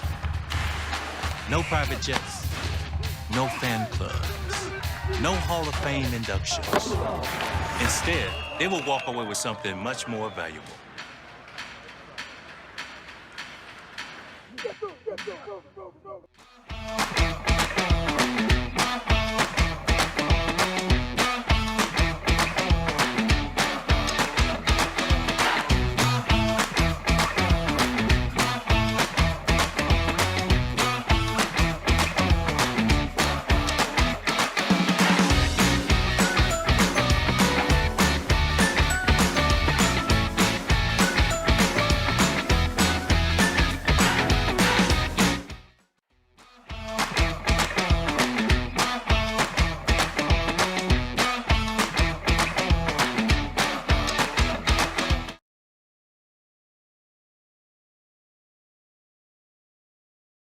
There we go. Sorry for the pregnant pause. Fat fingered a button there. Anyway, we're rolling along. If you got any questions for us, tweet us at D3Hoopsville. Hashtag Hoopsville. Email us hoopsville@d3sports.com. You can join us on Facebook, facebook.com/Hoopsville. We're live simulcasting the show. I checked. Just my aunt chimed in there, but good to hear from her. We're also on YouTube, youtube.com/Hoopsville. No one chatting there, but that's fine. I know there's some of you tuned in. We appreciate you taking the time to do that as well. Plenty of you watching the show live. If you're watching it on demand or listening to the podcast, we appreciate that as well. We try and give you as many avenues as we can to enjoy the program. All right, so let's talk women's basketball for at least one more segment. If you haven't checked out things in New York, there's a lot of good women's teams up there that are making some hay. In the Liberty League, usually the attention is stolen by Ithaca, as we're used to. We also talked to St. Lawrence earlier this season. The team on top of the conference at 15-1 is Vassar. They're a 16-6 on the season under first-year head coach Anthony Mason. The Cal State Long Beach grad has got this program clicking along. Vassar is a team that will sometimes not be on our radar and sometimes is, and they most certainly are right now after building off of what was a 19-8 campaign in 2020 and a 21-7 campaign in 2019. Got me kind of intrigued on what might be going up there in Poughkeepsie. So joining us on the Blue Frame Technology Hoopsville hotline, it is the aforementioned Anthony Mason. Talk about his Vassar squad. First and foremost, sir, thanks for taking the time. Welcome to Poughkeepsie. Not that I am the welcoming committee or anything, but congratulations on the first year of the season. Thank you so much. I appreciate you having me on the show. I'm not sure what first year of the season means, but we'll go with it here in the third hour. And no, I have barely drank any of my wine. That's not the excuse. Also, thanks on Valentine's Day to join us. Hey, listen, again, we'll talk about how you got there in a minute, but you're up a half game here on Ithaca, a team that you have a game with coming up. You got William & Smith next, coming up here on, was that Friday? And then Ithaca Saturday, is that right? Correct. So obviously big games to come, but you already kind of have them a little bit. You beat them earlier this season back on the 3rd of December, 71-64, but as we all know, a lot has changed since then. Going into this weekend, half game lead in the conference, chance to have everybody come through Poughkeepsie. Is that a lot of pressure, or are you guys playing with house money at this point? I mean, I think, to be honest with you, I think we're playing with house money. We're excited for it, and we've been excited for the challenge all year. I mean, as you could tell, we started out with a pretty gruesome preseason. Yeah, we were going to get to that. Yeah. Preseason schedule, and even then we were up to the challenge. And so, I mean, to be honest with you, I don't think anyone had us picked for first this year coming up. And so my young women they're stoked for the challenge and they're excited for it. So what's interesting is you got Ithaca on December 3rd. You got that win. But what's even more interesting is that ended a 5-game slide to start the season. You were 0 for 5 going into that game. You'd lost to Smith, not to be confused with William Smith. We're talking about the one in New England. You'd lost to Tufts. You'd lost to Williams. You'd lost to Springfield. You lost to NYU. In the grand scheme of things, by the way, you lost to the leaders of the NEWMAC. You had lost to the top team in the NESCAC. You had lost to a team that many thought would be battling in the NESCAC. You had lost to a team that was undefeated in the NEWMAC and is now second in the NEWMAC. And you'd lost to a team that had been undefeated for much of the season and on top of the UAA. In reality, that's a brutal start. But you're still 0-5 and get the win over Ithaca. That feels like a turning point after, as you said, was a rough start. It was. I mean, it was. We were battling some injuries early on. We weren't healthy. A couple of those first 5 games, I'm be honest with you, we played with 7 people. Oof. And so we were battling through. And so in that game, we knew we had it at home. Our seniors were excited for it. We got some people healthy for that game, and we were just excited for it. And I think that first win really did just kind of give us the confidence. We knew we were knocking at the door of something special, but that was that first time we got a peek inside, and haven't really looked back since. Well, the Smith game was a 25-point loss, and then NYU game was a 20-point loss, but the other ones were tight. I mean, 10 points against Tufts, 3 points against Williams, and 8 points against Springfield. So even if you were playing players short, you had to have thought, geez, if we're playing this quote-unquote well, despite the challenges and limitations, we might have something here. But obviously it takes a win to get that. So yeah, you get the Ithaca win, but it still takes another win. Okay, now you beat William Smith, and then you beat Union, and then you beat Clark, and now it's a streak, and now you got something building here. But at what point did you guys kind of turn and go, oh, no, we do have something here? You know, this one I'm gonna give credit to the young women in our locker room. They thought they've had ultimate confidence in themselves from the beginning. And I mean, so it was nice when the win started reflecting that confidence that they had in themselves and that we as coaches had in them. But it was something that they had in them from the beginning. They knew it was there, and they knew we were just like I said, they knew we were knocking on the door. And then as we just kept winning, I mean, to be honest with you, we've just kept that same hungry mentality from the beginning, and they've stayed hungry throughout. And so it's been great. Since then, one loss, January 8th against St. Lawrence, 99-81, kind of reminiscent to those other two in a game that wasn't close. Mm-hmm. But you got that one back, 74-61, 10 or 20 days later. What is it? You talk about the team being confident, the team feeling good about themselves, but a 17-point loss to St. Lawrence can derail everything. You can come out of that going, geez, what has happened? We don't know how. We got more questions than we have answers. How does the ship get righted so quickly? Oh, for us, I mean, to be honest, that game, we were still trying to get back in shape for our Christmas break. I mean, we're playing at a pretty fast pace, and so we were trying to get our lungs back from playing at a pretty fast pace, and we didn't quite have our lungs back there. And we knew that. We knew that was one that got away with us, and we knew that when we were at full steam and we were going full, we knew we could be able to make that a game. And I actually, to be honest with you, for the St. Lawrence game, I actually had to step away for some medical stuff. And our assistant coach stepped up, JJ Hopstein, and our young women played incredible while I was taking care of that. That's certainly challenges galore in general nowadays. As we talk about COVID, you guys had a month off, we should also point out, because you said getting your lungs back. Your previous game was December 7th against Union. Then you played Clark on the 5th of January. I'll admit, I don't know if there were any games that were scheduled prior to that and got postponed. Schedules change. Sometimes we lose track of that. And sometimes there's schools like yourselves that are just going to have that period of time off. So, yeah, I can understand getting the lungs back. But there are also distractions on top of that. How important has the season been, and on top of that, a good season been to the team, considering everything that everyone's having to deal with?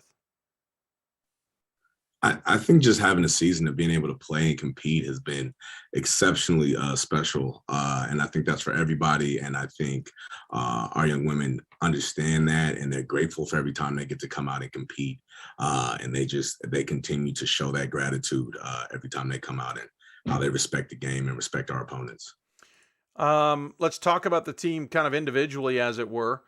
You've got two players leading the way in Danny Douglas and Sarah Gillooly, right? Gillooly? Gillooly. It is Gillooly. Okay, Gillooly. Yeah, I overthought that completely. First and second on the team in points, 15.3, 13.4. In the top 10 in conference scoring as well. Douglas, by the way, leader in three-point shooting, 3-point field goals per game. Gillooly leads the team leads the conference in assists and assist to turnover ratio. That's a heck of a little duo you got going there. Yeah, I mean, they're exceptional. There are two seniors. They play really well. They come in every day. They lead by example. They get their job done, and they play at so hard and at such a high level. And I mean, you mentioned Sarah leading in assists. We have Eliza, who's our second point guard on the court, who's often guarding a center on the other end and then helping bring up the ball, who's second in assists right behind her at 3.9. I mean, to be honest with you, with those three on the court, and there are three captains, those three captains just kind of leading us and making sure that we play at a certain tempo and making sure we play with a certain amount of grit has been such a blessing for me as a coach. This squad, again, playing outside of those two, there's stuff that jumps out at me. First off, we just got done talking to the Wisconsin Whitewater. Huge roster, countless players. We didn't even do a final total, but they're running out of numbers. You guys have only played 10 this year. I'm double checking. 8, 9. You have 11 on the roster. So you got a very short roster in comparison. Maybe not surprising. Not everybody can go to Vassar a 5th, 6th, maybe 7th year. Yeah. But at the same time, not a lot of depth, and you're still playing well. So there's a lot riding on everyone's shoulders. Everyone's got to buy in. Not to mention the fact, new head coach. So everything's also a little bit different. There's a lot going on here to have this kind of success. That speaks volumes. Yeah, it does. It does speak volumes. It speaks volumes of our assistant coach, JJ, who was here through the transition. He was here from Coach Lou previously. He helped as I came in, and it speaks to these young women. And like you said, having such a small roster really puts a lot of pressure on them, and they come out and they compete and they play with it and they play hard and they get after it. I mean, and that's from 1 through 11.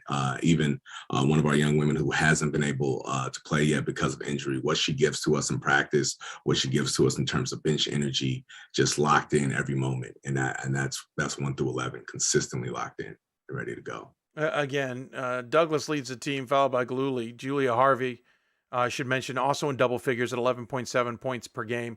Alex Lee at 8.4, Emily Tinscher at 7.4. Everybody scores. You even go down to the one who's scoring the least, and Tosh Thompson on average is 2.6. And Ashley Mostrom, who's played in 4 games, is at 3.8. Everyone gets their points. There's clearly something that clicks there for a team that scores 70 points a game and allows 61 and 3/4. Again, not a lot of roster there. That's impressive. Sometimes there's just a top dominant kind of scoring, and then everybody else kind of just picks up the crumbs. Feels like everybody contributes. Yeah, absolutely. And I mean, I think that's one of the things that we pride ourselves in, is that everybody contributes. Everybody can get hot from any night. You had just this last weekend, you had our freshman Tova had 22 points in the first half. It just got off. And I mean, I think that's one of the beauties of our team and how we're made up, is that really anybody can go off on any night. And so it makes us really tough to guard. And I think that's one of the blessings.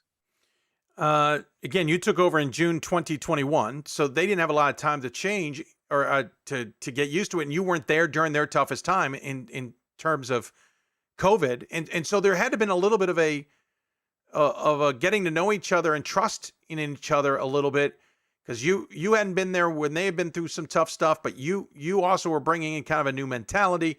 You don't have a lot of players. How do you get them to buy in? I think, to be honest, we sat down and had a conversation about from my interview process on. I knew that they wanted to be able to get up and down. They wanted to play. I thought playing fast was going to be our best option. I thought playing fast was going to be our best option. So it was really us sitting down together and figuring it out and figuring out what worked best for us as a team. And we've kind of hammered some stuff out throughout, but I kind of had a framework going in, and it seemed to be one that they wanted to play and that they were excited for. I mean, 52% of our field goal attempts are 3-pointers. So we're getting up and down and we're able to play. And like I said, I think that happens because we have a team full of guards. And so, of course, they want to be able to get up and down. And so bringing in that style of play, I don't think it was a hard sell for a team full of guards. We should point out, you came in again on June 21st to Poughkeepsie. The only thing that is common from where you came from is the P. You were an assistant coach under a friend of ours on the program, Kristen Dowling, at Pepperdine. Yes. Listen, this is no shot at Poughkeepsie. This is no disrespect to upstate New York, which I know well. But I've been to Pepperdine. I've seen the view. I feel like you were lost. Like maybe you didn't understand. Not everywhere in the country has that view of the Pacific Ocean from wherever you are on campus. And you threw a dart and you ended up in upstate New York and you were like, I'm kind of stuck here. No, really, tell us how you got to Poughkeepsie, New York. I'll say this. Yes, Pepperdine has a gorgeous view. Oh, it's insanely gorgeous. But I will tell you that Vassar's actual campus, the greenery on his campus, is incredibly gorgeous. So I always say I've been blessed to work at a school with the most gorgeous view, and just the most gorgeous college campus came right after it. That's cool. But I really ended up in this area. This was more of a family move for us. I love my time with Coach Kristen. I'm lucky enough to be able to call her a friend. Known her since we were 14. Wow. And so we went to high school together. So I've known her forever. See, I knew the connection because you were a longtime assistant of hers at Claremont Mudd Scripps. Yes, but no, I didn't realize it went further back. Yeah, yes. So known her since my freshman year of high school. And so when season ended and my wife was pregnant, I just kind of explained to her, like, hey, we're looking to get closer to some family, looking to make some family decisions. You know, she was honest. She's like, hate to see you go, but completely understand it. From my time at Claremont McKenna, I knew I wanted to be at a high academic institution. And so when I saw Vassar open up, it put us closer to my wife's family. And it was a high academic, a D3. I knew this was an opportunity I couldn't pass up. I was going to say, you got that D3 in your roots, though you are a Cal Long Beach grad. By the way, Did you play at Cal State? I did not. I've been coaching. I started coaching high school basketball when I was 20. Wow. And so I've been coaching now. So that gives me 17 years coaching. So, I mean, you've coached high school basketball, you've coached college, you've coached D3 and D1 as an assistant coach. Now your first full program in the college ranks, as you mentioned, you've coached before as a head coach. And I realize Pepperdine is a bit like Vassar in the term of there's academic side of this, but when we look at it from a D3 perspective, we look at the Ivy and the Patriot League, especially, as kind of a symbiotic relationship in that sense. But I have to figure, coming out of Pepperdine and even coming out of the SCIAC, you had an appreciation for what Vassar brings to the table in terms of the academic side of things. Absolutely. Absolutely. I mean, both Pepperdine and especially my time at the Claremont colleges, really, I knew what I was getting into. I knew the type of athlete that we were getting, that we would be getting, the type of athlete we'd be recruiting. And that's one of the things that really excited me about coming to work at a place like Vassar, where the athletes are already so driven on themselves, just to be successful, to give everything they have, and just already come with a certain kind of drive built in. And so I knew what I was getting into, and that was one of the things that excited me about it. The weather's different. Just a tad. I don't know if you got that memo, but it ain't 70 all year long or warmer. Now there's less fires, but there's more cold. How have you adjusted, sir? You know, I'm gonna be honest. I was expecting my adjustment to be a little bit longer, but I've actually enjoyed my time. I've actually get to experience some seasons. It was my first fall ever. Right. I was like, oh, the leaves do actually change colors. This is interesting. All right, and so, but no, to be honest with you, I've completely enjoyed it. I thought the adjustment was going to be a little bit more of a shock, but it you know, that first time I was shoveling some snow off my driveway, I was like, okay, this is new. But lift with your knees, sir. If they haven't told you, lift with your knees. Absolutely. Hey, well, listen, it's a fun to catch up with you. I know the second I saw you hired, I thought to myself, well, I got to get him on someday because I got to figure out how the hell you go from Pepperdine to Poughkeepsie. Second of all, any friend of Kristen Dowling is a friend of ours. We love her to death. Even though she's dead to us for going to D1. We have a policy. Anyone who goes to D1, they're dead to us. Okay. Yeah. But we love her to death. And so we wanted to get you on. But the fact that you're having success with the program right out of the gate not only shows you the talent the Vassar's had there, obviously, in place, but it shows how successful you were going to be as a head coach and just how terrific that is. So congratulations, to say the least. We have a tradition on the show. Don't know if anybody prepped you for this, but we always give the final word to the coach. Any final thoughts you want to share with those who may be tuned in? Final word about basketball? Anything you want. We have found that in this show's tradition, we would always go to wrap things up and we get there. Oh, wait, I want one more thing to say. So we just became a tradition. We went, final word's yours. Whatever you want to say to any of those who may be tuned in. Oh, to be honest with you, just what an absolute blessing it is to be at Vassar and how lucky I am to coach the young women that I'm coaching. It's been an absolute joy. Awesome. Well said. By the way, it looks like you got Hogwarts behind you for anybody who's a Harry Potter fan. I know it's not perfect, but it has an eerie similar look. This is our library. I told you, this is some of the gorgeousness you get. Listen, I've always known Vassar's got a pretty campus, but you're selling it hardcore today, and I applaud you on those efforts, to say the least. If it doesn't get you some recruits, then we just don't have recruits watching the show, and that's okay. It is what it is. Hey, thanks for the time, Anthony. Tremendously great start to everything, and we wish you nothing but the best. Good luck, and we'll look forward to keeping track of the Brewers as we move forward. All right, I appreciate it. Thank you. Have a good one. Absolutely. Anthony Mason, join us on the Blue Frame Technology Hoopsville Hotline. Again, Vassar Brewers. One of those things I don't think comes up often is what is Vassar's nickname? For whatever reason, doesn't really come up that much. Good to chat with him. Fun to chat with him. We'll take a break. When we come back, we talk men's top 25 with a supersized crew because we got a supersized show on Valentine's Day. You're listening to Hoopsville, presented by D3hoops from the NABC studios. Back with more after this. This is why we love sports. It's in the way they play, free from the pressures and all the money talk. Playing for simply the love of the game, where everyone has a shot at their definition of success on and off the field. This is what we love about sports, and what we can still love about college sports.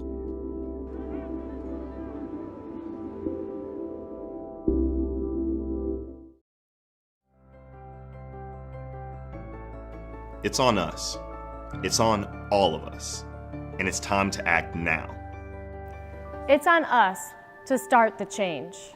It's on us to be the change. It's on us. It's on Division III. It's on all of us to stop sexual assault.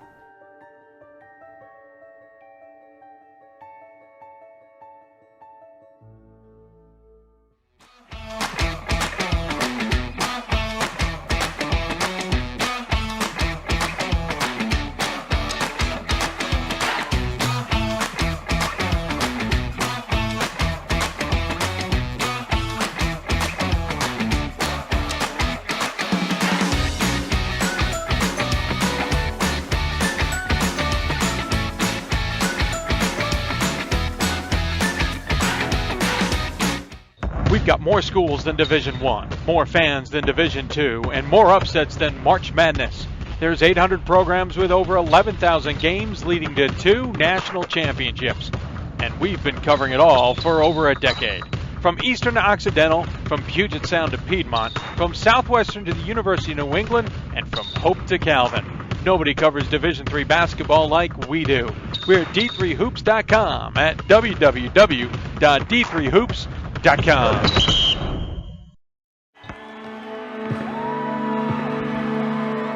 Great moments are born from great opportunity. That's what you have here tonight. That's what you've earned here tonight. This is your time. Now go out there and take it.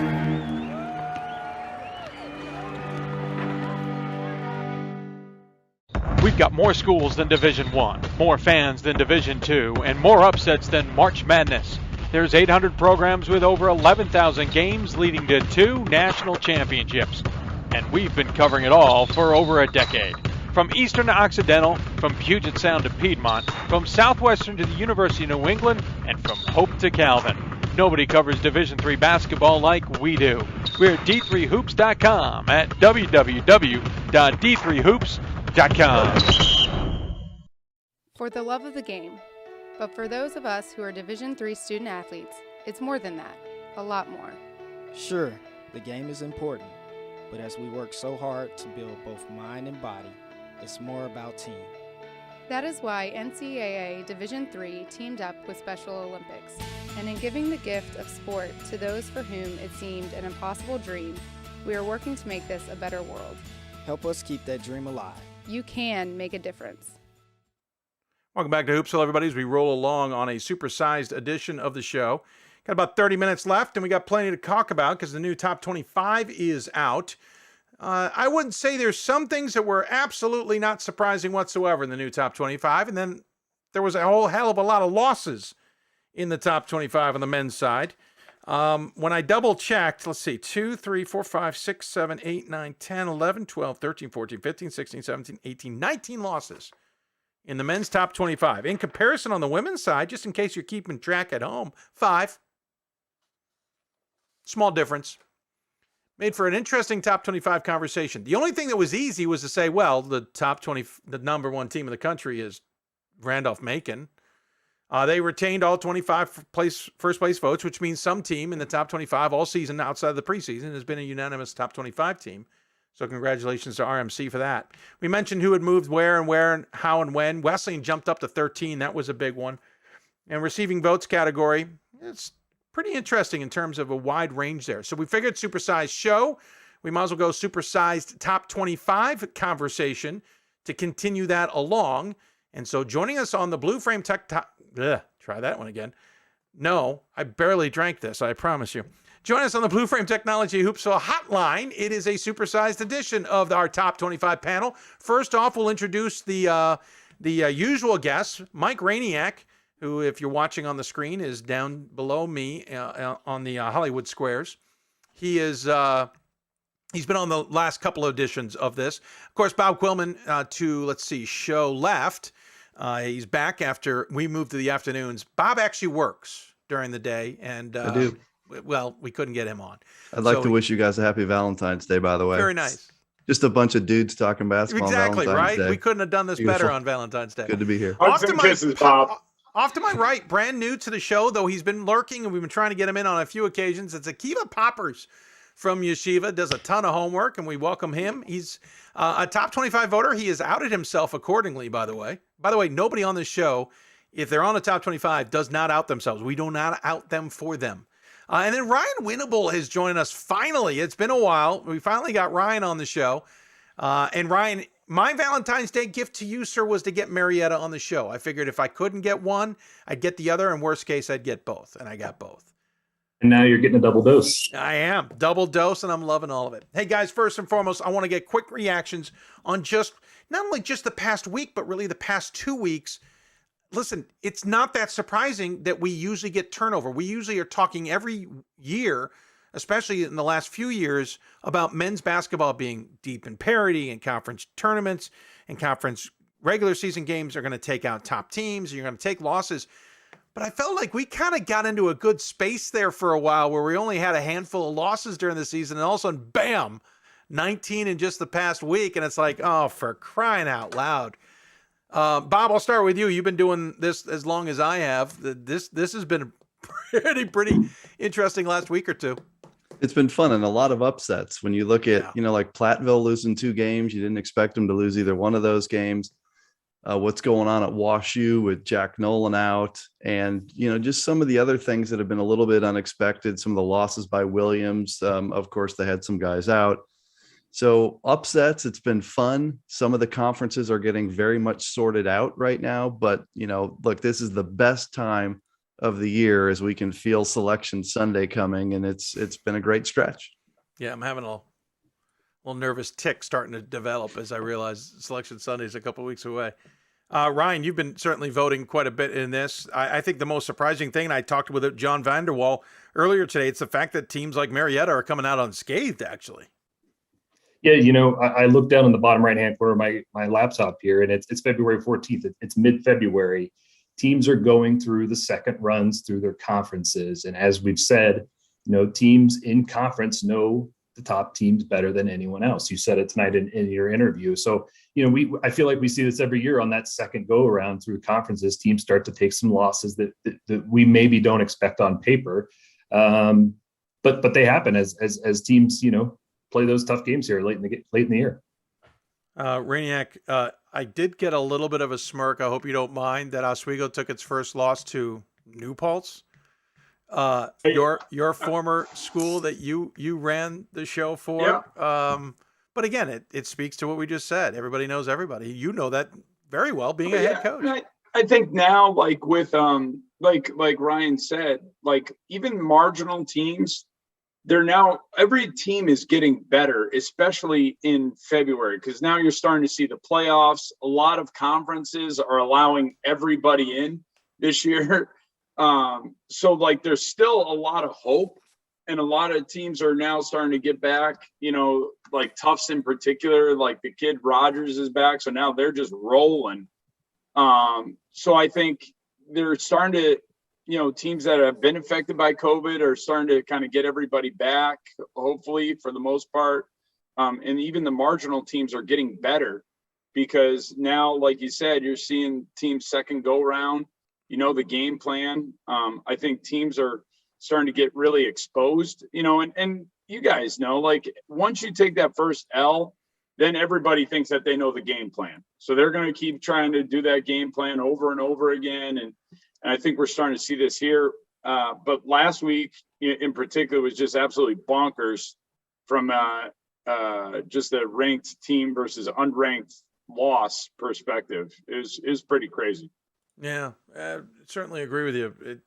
Bonkers is the right word, especially with some of the losses we saw. Mm-hmm.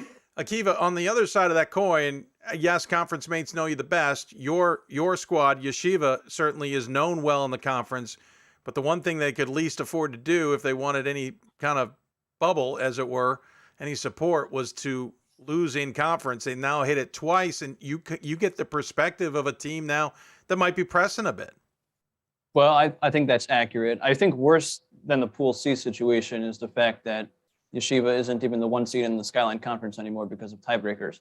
But that's how it goes sometimes. You have a 19-3 team being down on tiebreakers to a 16-7 team.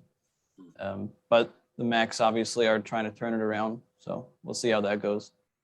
You're obviously a little bit newer to the voting and all that, but you've been around for a few years. You certainly know what parity looks like. Are you surprised we're at this point and seeing all the losses? Are you kind of enjoying it? Well, it's always fun to see some upsets. I'm not surprised. I think it's just a general aspect of the COVID waiver, especially this season. It seems at the top of our ballots, we have a few teams. Everyone's comfortable with Randolph-Macon. Everyone's comfortable with Marietta right now. But that doesn't mean that the teams who are between 3 and 25 are per se, or between 5 and 25, whatever it is, we're not comfortable with. It's just that there are so many good teams. It's so deep. Even I would not be shocked to see a top team like Randolph-Macon go down too, just because the teams are deep and because teams which didn't play last year are really getting better over the course of the season. So yeah, this past week, a lot of upsets, obviously, but it's not super surprising to see. I'll be honest. I kind of said it with the Marietta interview with Jon. I think to your point about Randolph-Macon, I'm more surprised that they and Marietta have come out so far unscathed for the most part. Not perfectly, but for the most part unscathed at this point in the season. And yes, they could certainly take a loss at any point. All right, let's dive in. So we have 3 topics: the deep dive, dubious, and debatable. I asked each gentleman to come up with a team that is a team on the deep dive, which is either not getting votes, barely getting votes, or one that they're considering maybe they're not even voting for. Dubious is one they think might be too high in the top 25, and they give their arguments. Of course, when they were firing them all back at me, I kind of saw names that we've seen before. It's kind of the crux for this at this point in the season. It's a great idea when we start, and by this point, we're starting to repeat ourselves a little bit, but it's nice to get different perspectives on that. So, Bob, we'll start with you. We'll start on deep dive. I'm curious where you are on the deep dive team. The one you sent me, I was really intrigued by because they're on my radar too. Yeah, I'm going to go Pacific Lutheran, and I probably should have voted for him this time. In fact, in doing a little research just for this segment, I started thinking, man, I really screwed up not voting for those guys. So they're 17-6.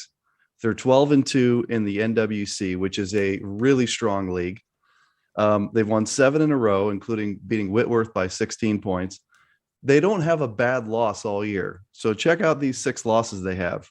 Claremont Mud Scripps, NAI Warner Pacific, Maryville of Tennessee, number 14, Mary Hardin Baylor, number 9, Whitworth in Linfield. They have no bad losses. In fact, 2 of their losses, the ones in the in Las Vegas that you would have been there for, Dave, they played without their best player, 2. Seth Hall. In the Maryville and Mary Hardin Baylor losses, they played without a guy that averages 21 points a game, 7 rebounds, 3 assists. I always try to have the leader of the NWC in my top 25 ballot. And right now, Pacific Lutheran is in the driver's seat, schedule-wise, standings-wise. So I believe that's a team that I got to get in there next week. No, I think you got an argument. Listen, they were actually missing 2 of their starters in those 2 games. And I came out of that saying they may have gone 0-2, but I think they're going to be the class of that conference unless Whitworth is just much better than I thought. I thought they were going to be a very good team. I think it took a little longer for me to see it develop in that conference, but no, I thought they were a really good team. Really good defensively, too, with that unit. And I didn't even see, again, 2 of their top players, as you mentioned. Ryan, who's your deep dive team? Yeah, deep dive this week. I'm going to go Richard Stockton. So the Ospreys, their team. Stockton, just for the record. Stockton. The Ospreys, they're a team that I've debated now for different points in the season, moving into the top 25 several weeks. I've held off. I've just been sort of keeping my eye on them in that pile of 10 to 20 teams that we all have where we debate, for those final 20 to 25 spots in the poll. 20-4 record in a good, but not an elite NJAC conference. They had an early loss in November to a good Rochester team. They've lost 3 games in conference so far to Keene, New Jersey City, and I believe College of New Jersey was the other one. But they do have the season sweep over the other outstanding team in that conference, Rowan. So I don't have them yet in my ballot. They were kind of the last couple of teams I left out this week, but it's certainly a team I'm keeping my eye on as we head into the final weeks here. And it's certainly one I'm watching if they can get the automatic bid there out of New Jersey. I'd have to check. I think I had stocked it in my top 25 back in the beginning of January, maybe late December, but I agree. Good take on that. Mike, who's your deep dive squad from your perspective? I'm going to go with Tufts. I know. So you're jumping on the Ryan Scott bandwagon now. It's not a totally. It's not a bad Totally. bandwagon, guys. Him and I are huge bandwagon guys, so we're together. I joke. I know they're having a good year. Ryan jumped on him way early. I just couldn't jump on him, as early. Especially, I wanted to see how Rogers coming back. When they're a completely different team without Rogers. Obviously, he's a big, especially at this level, to have that skilled of a big. I mean, literally since he came back, they won 11 out of 13. They lost to Wesleyan by 1, which I think is arguably the best team in the conference. But I think also like Williams and Tufts, I think Tufts in particular is now, really they locked up the 2 seed in the NESCAC tournament. I think they're playing really well. They've gotten comfortable with a first-year coach in Brandon Linton over there. So I think he's started to kind of figure out exactly how NESCAC, and he's a great coach. So I think they're really rolling. I think that we're going to see – I should have put them in this week, kind of looking at it. After kind of I was like Bob, I looked at Pat Lou as well, and I was like, man, I should have put them in too. But there's only so many spots. And I think just with them, they're going to be who I believe I think comes out of the NESCAC with the AQ. I think they're playing that hot and that well. And they've just really started to really just gain steam here. Oh, it's a good pick. I had to wait a bit of time, but Ryan certainly was ahead of the curve on that one. Akiva, who would your pick be? Yeah, first, just to add to the Tufts point, they're getting a lot of production from guys other than Rogers recently too. True. And they're on my radar. My deep dive is St. John's, Minnesota. I think we've kind of forgotten about these MIAC teams. I think Augsburg got in a little bit because they beat St. John's and then they lost the game and then they lost to St. John's. I think they're getting 10 total votes, but they're really, really good defensively and they're balanced and they're getting better over the course of the year. And that's pretty much what I'm looking for in a bottom of the top 25 team. I think they held Hamline to 35 points a few games ago. Obviously, they got revenge on Augsburg. They lost those 2 games earlier in the year, and I think people kind of wrote them off. They lost to Oshkosh by 34 and then Dope by 4.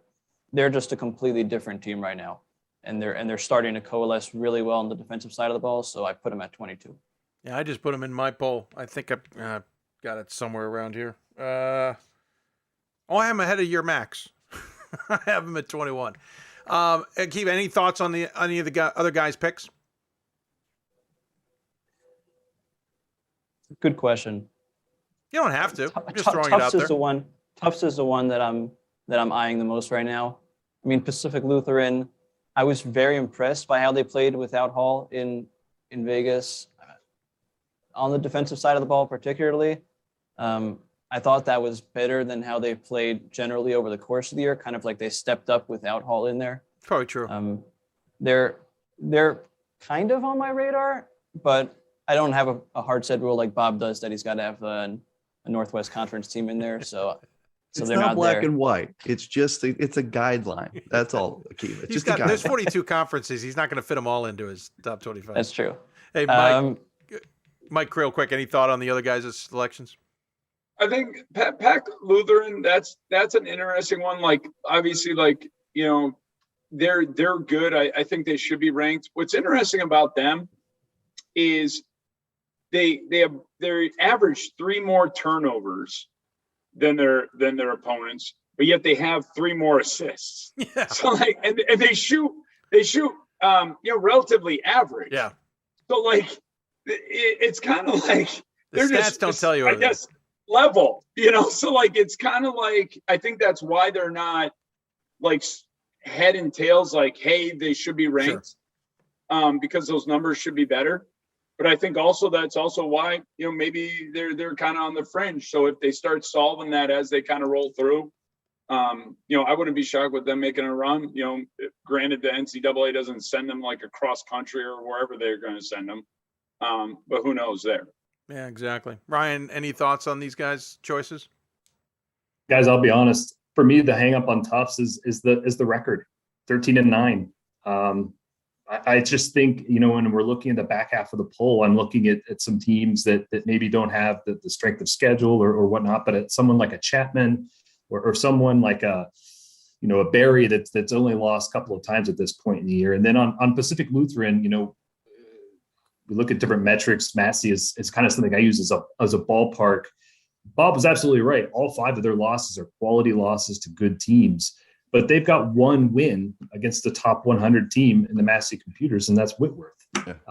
And when it came down for me to those last couple of teams, I just wanted an extra, you know, quality or elite level win from Pacific Lutheran to put them in. Fair. Bob, your final thoughts?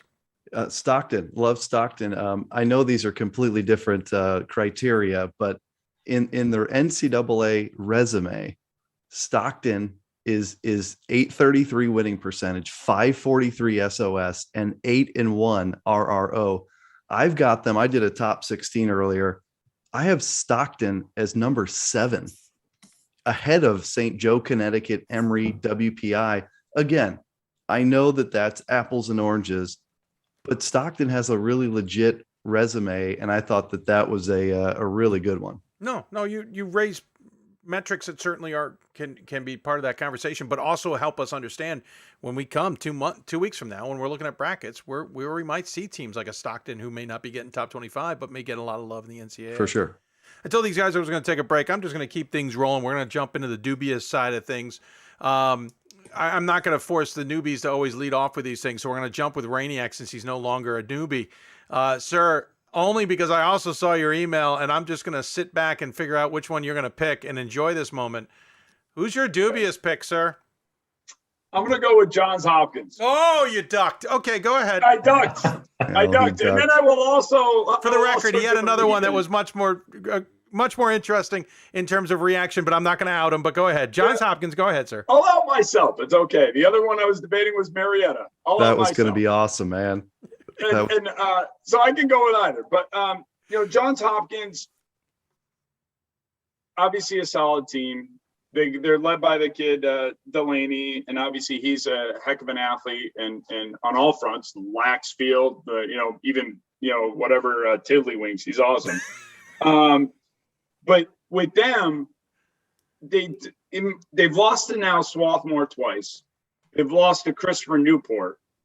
And then if you're looking at the whole resume, there's not a win there that to me is like, holy smokes, this is the Johns Hopkins. Now, that's not saying that they're not good or anything like that, because I think the Centennial's a tough conference. But, you know, to be honest, the Centennials lately, the last couple of years, has been a 2-horse race, Swarthmore and Johns Hopkins. And to be the dude, you got to beat the dude, and they haven't beaten the dude. They haven't beaten Swarthmore. And I think to have them, like, you know, be 12th, nah, I don't know. Do I think that they should be ranked? Yeah. I think they're a quality enough team. And I think, but if you look into the box scores, you know, and I do this kind of nerding out as a coach, but, you know, Delaney will always get his when the back half, when the roster of Corey and the second guy that's averaging 10 points, when they're struggling, they lose. And they're in a tight one. And so, like, for them to make a deep run, like those three guys got to show up every night. It can't, because they've proven like when Delaney shows up and the others don't, well, then they're going to lose. They don't have enough. So like it's a full team effort from them. I'm anxious, the old coaching adage, it's tough to beat a team 3 times. So like, I'm sure, Swarthmore and Johns Hopkins will see each other in the Centennial playoff, and then Johns Hopkins will win. But like, I think right now, I think they're a little bit higher than ranked higher than where they should be. Yeah, they jumped from 19th to 12th. We should point out I've got them 21st. I misspoke. St. John's I've got 22nd. I agree with you. They jumped out at me sitting at 12 as maybe being a little too high. I still think they should be top 25 ranked, but again, too high. Kiva, I'll jump with you. Who's your dubious pick? Very hard in Baylor. Half because they jumped from 16 to 9 on a 3-win week when I didn't think they were super impressive in any of those 3 games. And also because I don't think they're the 9th best team in the country. Obviously, they're crazy talented. Very strong argument they're top 10 talent in the country. I do not like them whatsoever on the defensive side of the ball. I think there's more to them than we could see and have been seeing so far. And we're kind of relying on these close games against LeTourneau and Hardin-Simmons, close win, close loss. And they're not playing as well as I would like them to see in a lot of these games against inferior opponents. And I definitely have no clue why they're number 9 over when they were 16 last week. No, I guess because they won their games. So you got the big win against LeTourneau, but I'm not a big win sort of guy. No, it was the slaughter of last week. Everybody lost. Everybody lost. Everybody else kind of floats up a little bit. I'm trying to figure out where I put them. I floated them up a bit, but they didn't float up that high. And of course, one of them was a buzzer beater with Johnson. Johnson's not even 100%. So yeah, no, that was a little surprising to me as well. Bob, who's your pick? First let me just say on Mary Hardin Baylor is I was in the same place. I was a little skeptical. I drove across town here to watch them play in person last week, and I came away really sold on them. I'll just say that they're crazy athletic. Yes. With Josiah Johnson and Ty Prince and the kind of plays the 3-4, and they have another wing player who's just a great athlete, good little point guard. I'm a believer in them, and I think they just floated up because they survived last week. Yeah. My pick here isn't a team that I think doesn't deserve to be where they are, but and I'll explain. I have lacrosse. I changed my mind at the last minute because I originally had Williams, and I started looking at it, and I was like, I don't have a big case against Williams where they are. Here's the thing with lacrosse is all I'm going to say. I don't like that they're 0-4 against Platteville and Oshkosh. In a great league, you're usually going to go and lose on the road to the top 2. So like Illinois Wesleyan has lost at Wheaton and Elmhurst, happens every year. It's how it goes. But you got to win your home games. If you're a top 10 team, you got to beat Platteville at home. And they've proven to be not the powerhouse we thought they were. And you got to beat Oshkosh at home. And I know that Oshkosh is a top 2 or 3 team. I understand that. I think lacrosse is great. I think top 10 is fair, but maybe at 7, I'm even looking at where I have them. And I just don't love that they haven't found a way to win home games against the other 2 best teams in the conference. Now, albeit they have beaten everyone else in the WIAC. They've survived Whitewater and Stout and River Falls and whoever else.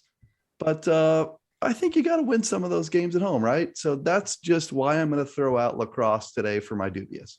Well, to your point, I had an interesting moment. I went to move Platteville down, and I thought to myself, well, I'll keep lacrosse ahead of them. I went, wait, hold on. They went 0-2 against Platteville. Yeah. And yeah, they won this week, and Platteville didn't. But to your point about Oshkosh as well, they haven't won that either. So we were talking earlier this year about teams kind of bracketed with each other, that one kind of dictates the other, even if the other had a better week. And I got in that position. I moved lacrosse down with Platteville and kept them behind Platteville strictly on the fact that they didn't get past Platteville and they didn't get past Oshkosh. They had 4 chances at the 2 of them.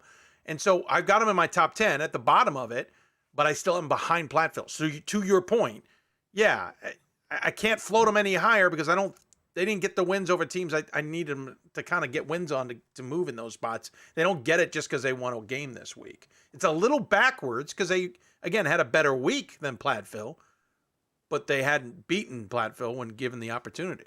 And their resume, they've done a great job of they've played a really good schedule. Yeah. And if you look at their criteria, their SOS is through the roof and stuff. Always. What they've done a great job. Like, it's almost as if they scheduled with a crystal ball, because they beat Augsburg. What a perfect team to schedule. True. They beat Wartburg. What a perfect team to schedule. There's not really a non-conference win that just jumps out at you. True. Like, wow, they've got that one. So great team, very talented. I'm just wondering if, they've just floated up there because the WIAC is the WIAC, and they've had a great season. But yeah, it's worth keeping an eye on, at least. No, absolutely. I mean, Kent Dernbach's done a great job there. Great hire there by lacrosse to bring Kent in. He left at the right time as well. It's all worked out for lacrosse, but I agree with your points. Ryan, who's your dubious team? We just got done talking about them. I'm going to go UW Platteville. And again, as Bob said, certainly when you use the word dubious here, it's not that I don't believe Platteville is a dangerous team or a top 10 or top 15 team, but I think there has to be concern here as the Pioneers have lost 4 of their last 7. Quite frankly, they weren't really close in either game against Oshkosh, home or away. And then this past week, they lost to River Falls and they lost to Whitewater. And I think, even in that strong WIAC conference, I feel like there's maybe some cause for concern here. We talk all the time about basketball season being a journey of peaks and valleys, and every coach is trying to hit that peak, come this time of year, late February into March. And I think I'm just maybe a little concerned that Platteville is not hitting their best stride here down the stretch. And could they be in for a surprise, the first weekend of the NCAA tournament? No, I agree. I'm kind of gotten a little concerned about Platteville, as good as they are. If you look at those losses, that's a great point. It's like they lost at home to Oshkosh. Okay. But they lost to Whitewater at home. Right. And then they lost at River Falls. And look, I understand in a great conference, you go on a road games are nasty, but you can't lose both of those games, the home game against Whitewater and the game at River Falls. I was thinking about that this morning when I was looking back over my ballot. I'm like, I kind of gave Platteville a free pass just because there was so much carnage. I got to that spot on my ballot and I had to put somebody where I put them. I'm right with Ryan. Like, I didn't think I'd be saying this 2 weeks ago, but something's up with Platteville, and they don't look like the team that was rolling over everybody there for a long time.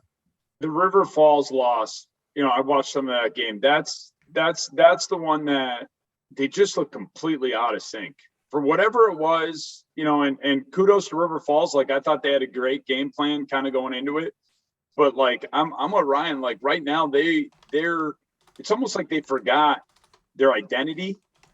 They started doing some weird things offensively. Defensively, they weren't as crisp at all.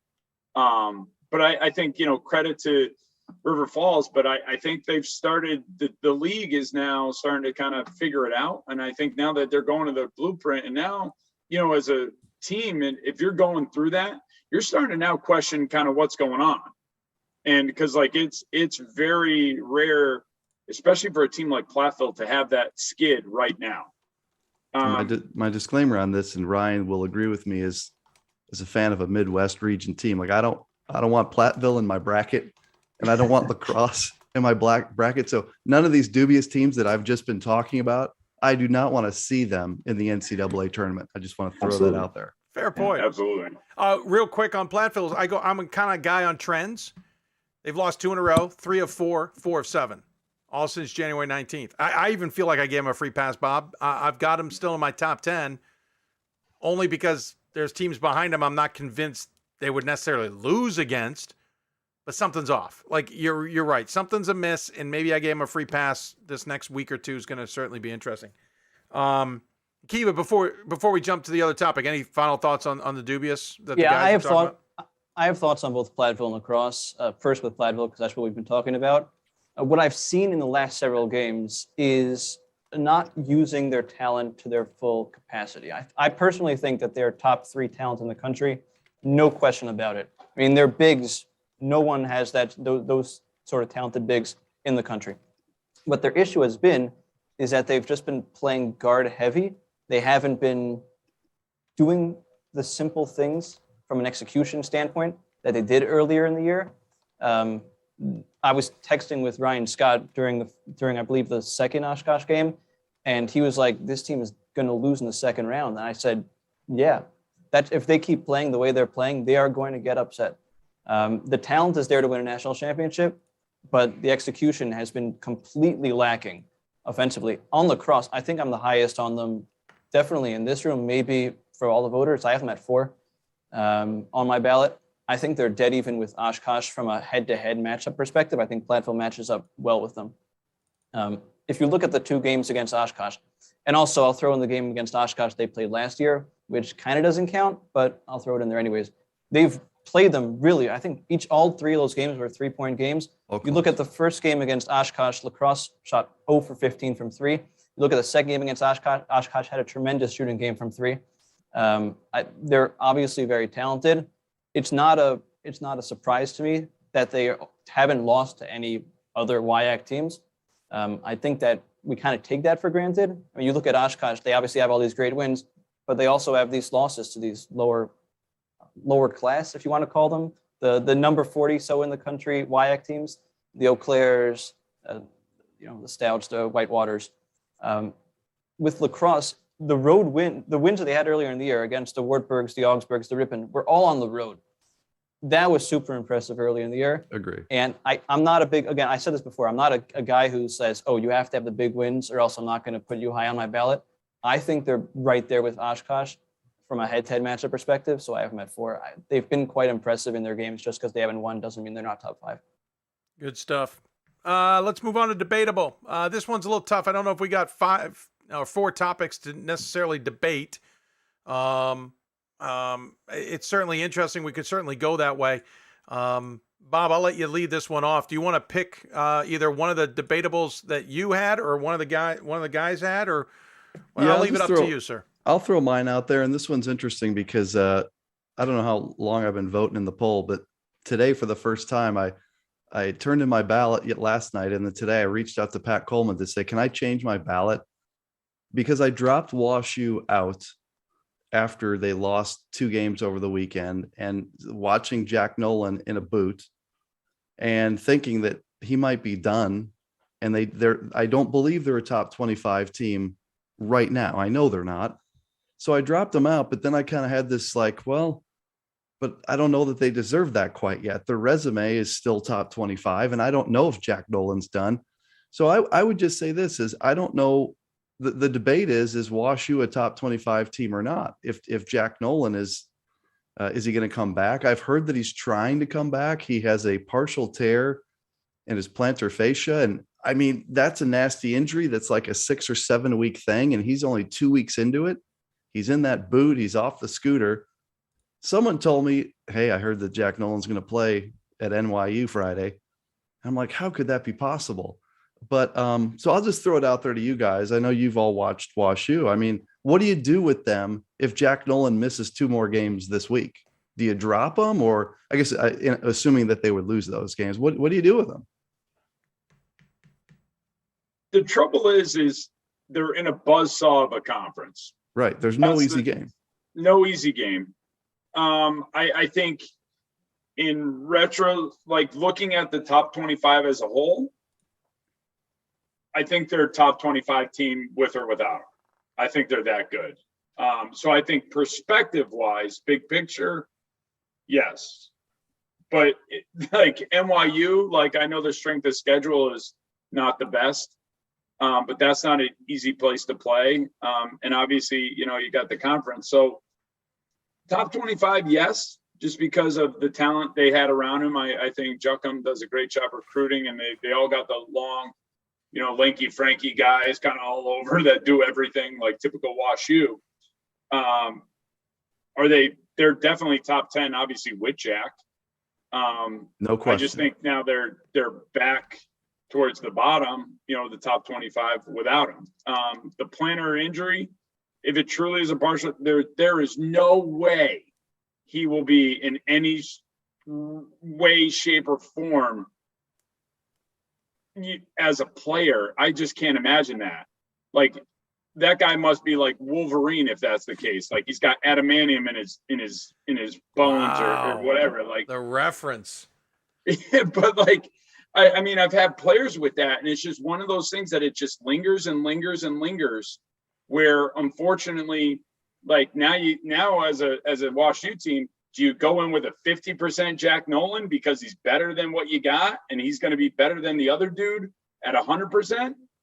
That's the debate, you know. And I think like top 25, yes, but definitely bottom top 25. Yeah, I'm not there on the top 25. Yes, they are loaded with talent. Don't get me wrong. Like WashU has talent in every class. Their recruiting is ridiculous, but they're pretty heavily reliant on Jack Nolan. Now, Charlie Jacob has sort of turned into Jack Nolan temporarily, which is pretty incredible.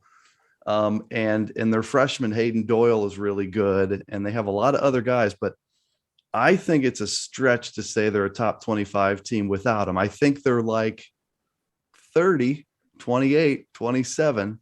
I just wouldn't have them quite there, but I guess we'll see soon enough. I mean, we're going to learn as the week goes on. Yeah, I probably gave them a little too much benefit of the doubt. But I think you got a point. If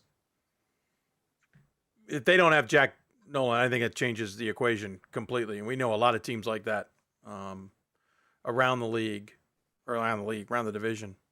Winnable, any thoughts on that one? Yeah, you know, I think one of our favorite things to do is watch UAA basketball on Friday nights and Sunday afternoons. And I've seen WashU quite a bit. He doesn't watch anything on Friday night. No, he doesn't. No, Poppers is out. Sorry about that, Poppers. I had to get that in, man. I get the Sunday afternoon. It's fine. You're missing great games, man. These NWC games on Friday nights, I've been trying to talk him into finding a way. Go ahead, Ryan. Sorry. No, I've watched WashU quite a bit the last couple of weeks with and without Jack Nolan. And as I was doing the top 25 this week, I was having the exact same debate you guys were about, you know, I'm going with the assumption that Nolan is not coming back this year. That may or may not be correct, but that's the assumption I'm working on now is WashU is a Nolanless team. And as I'm sliding them down my ballot and I'm getting into that 20 to 25 range, I'm beginning to have a thought process of on a neutral floor, do I think WashU is better than UMass Dartmouth, better than some of the other teams, Chapman? And I still think that even without Jack Nolan, they're probably going to win those types of games. So I have them, I think 20, 21 in my poll this week. Obviously, if they go and lose again this week, I will absolutely pull them out, but I still think they're in that back part of the top 25. Yeah, same thought process, though I may have given them a little too much benefit, as I said, but that's where I was too. Kiva, your thought on it? Yeah, I struggled a lot with this. I have them at 13. I don't feel comfortable about it, but then again, I don't feel comfortable with a lot of teams on my ballot, as I don't think a lot of you guys feel comfortable with a lot of teams on your ballots either, so that's fine. It's tricky because I was at a point a few weeks ago on WashU where I said if this team plays Randolph-Macon, Marietta, Oshkosh, I would take them head to head in all three of those games. I didn't put them in one of my ballot, but I was there on them. I was like, I can really see WashU winning a national championship. And then David went down, and it's like, they're not so as good without him. Maybe they're number 5 without him. And then he came back, and then David went out, and then Nolan went out. I'm like, this is not good. But what we've seen, and since David came back, we've seen, A, Charlie Jacob has really improved over the course of the year. And B, with those, they're just so good defensively, even without Nolan. The problem is they can't really score. They're better than Rochester. They lost to Rochester, but Rochester had a heck of a shooting game. They're better than Rochester. I think right now without Nolan, I'd have him. If I knew 100% Nolan's not coming back, I'd probably put him at around 20.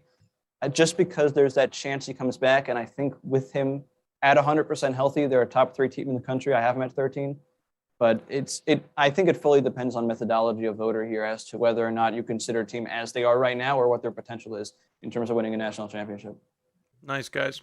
Love it. Hey, we only have time. Not that we have time, but we could go forever, but I'm going to let you guys go. So we're going to do one more debatable. And I kind of went through your list there in the last minute, and I kind of liked winnables because we talked about a couple of the other ones already. One of them, Rainiacs. That's a quagmire, sir, and you brought it up already. So I want to go Ryan's. Go ahead and bring up your debatable because I think it's an interesting one, especially from your perspective. Yeah. I'm going to go to my home conference in Mount Union.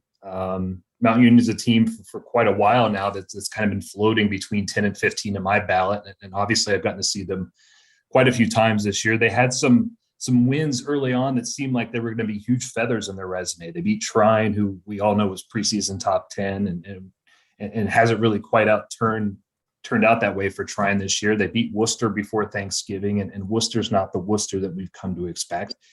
In conference, they've really run through the league unscathed, with the exception of the early home loss to Heidelberg. And then the 2 games against Marietta, home and away, they lose both of those games by 20 plus points. I largely left Mount Union where they were last week, which is right around that 10, 11, 12 spot, as everyone else kind of took some losses too, and ended up deciding to leave them where they were due to that loss coming to a really hot Marietta team, number 2. But what do we really know about what they could do in a national tournament setting? They don't appear to be on the same plane as Marietta in their conference. And other than really Trine and Heidelberg, they don't really have a signature win that you would expect out of a team to be sitting around that 10 spot nationally. So I wanted to throw this one to you guys and what you guys thought on the Purple Raiders. I'm in the same spot. I put them up really high because I didn't know where to go with them. I started looking to drop them, and everyone below had lost. What's amazing to me is, and I use Massey just kind of as like a check. Massey has them 7th somehow. I don't know what the computer is loving about Mount Union, because you're right, Ryan, that the games that seemed like big ones early, Trine is not the team that we thought they were. And Worcester, Marietta's blown out Mount Union 2 times now, right? Complete blowouts. Heidelberg all of a sudden isn't that team. I'm with you, and I feel like I have them too high. I'll say this is, I like Mary Hardin Baylor way better than Mount Union. Way better. I think Mary Hardin Baylor is a much better team than Mount Union. So I'm with you, and I'd have to concede that I think my ballot's messed up because I probably have Mount Union too high. I had them at around 18, and largely because they got smacked by Marietta twice. If you're a top 20 team, you don't lose to Marietta. I don't care how good a team, you got to at least battle. They got rocked. I watched that game. Marietta was very strong. So I don't know how good they are.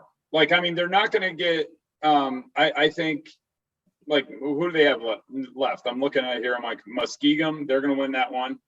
Otterbein, they're probably going to win that one. So, I just don't think they're battle tested. So it's really tough to get a read on them. I think if you're playing Marietta, it's got to be closer than 20 points if you're a top 20 team in the country.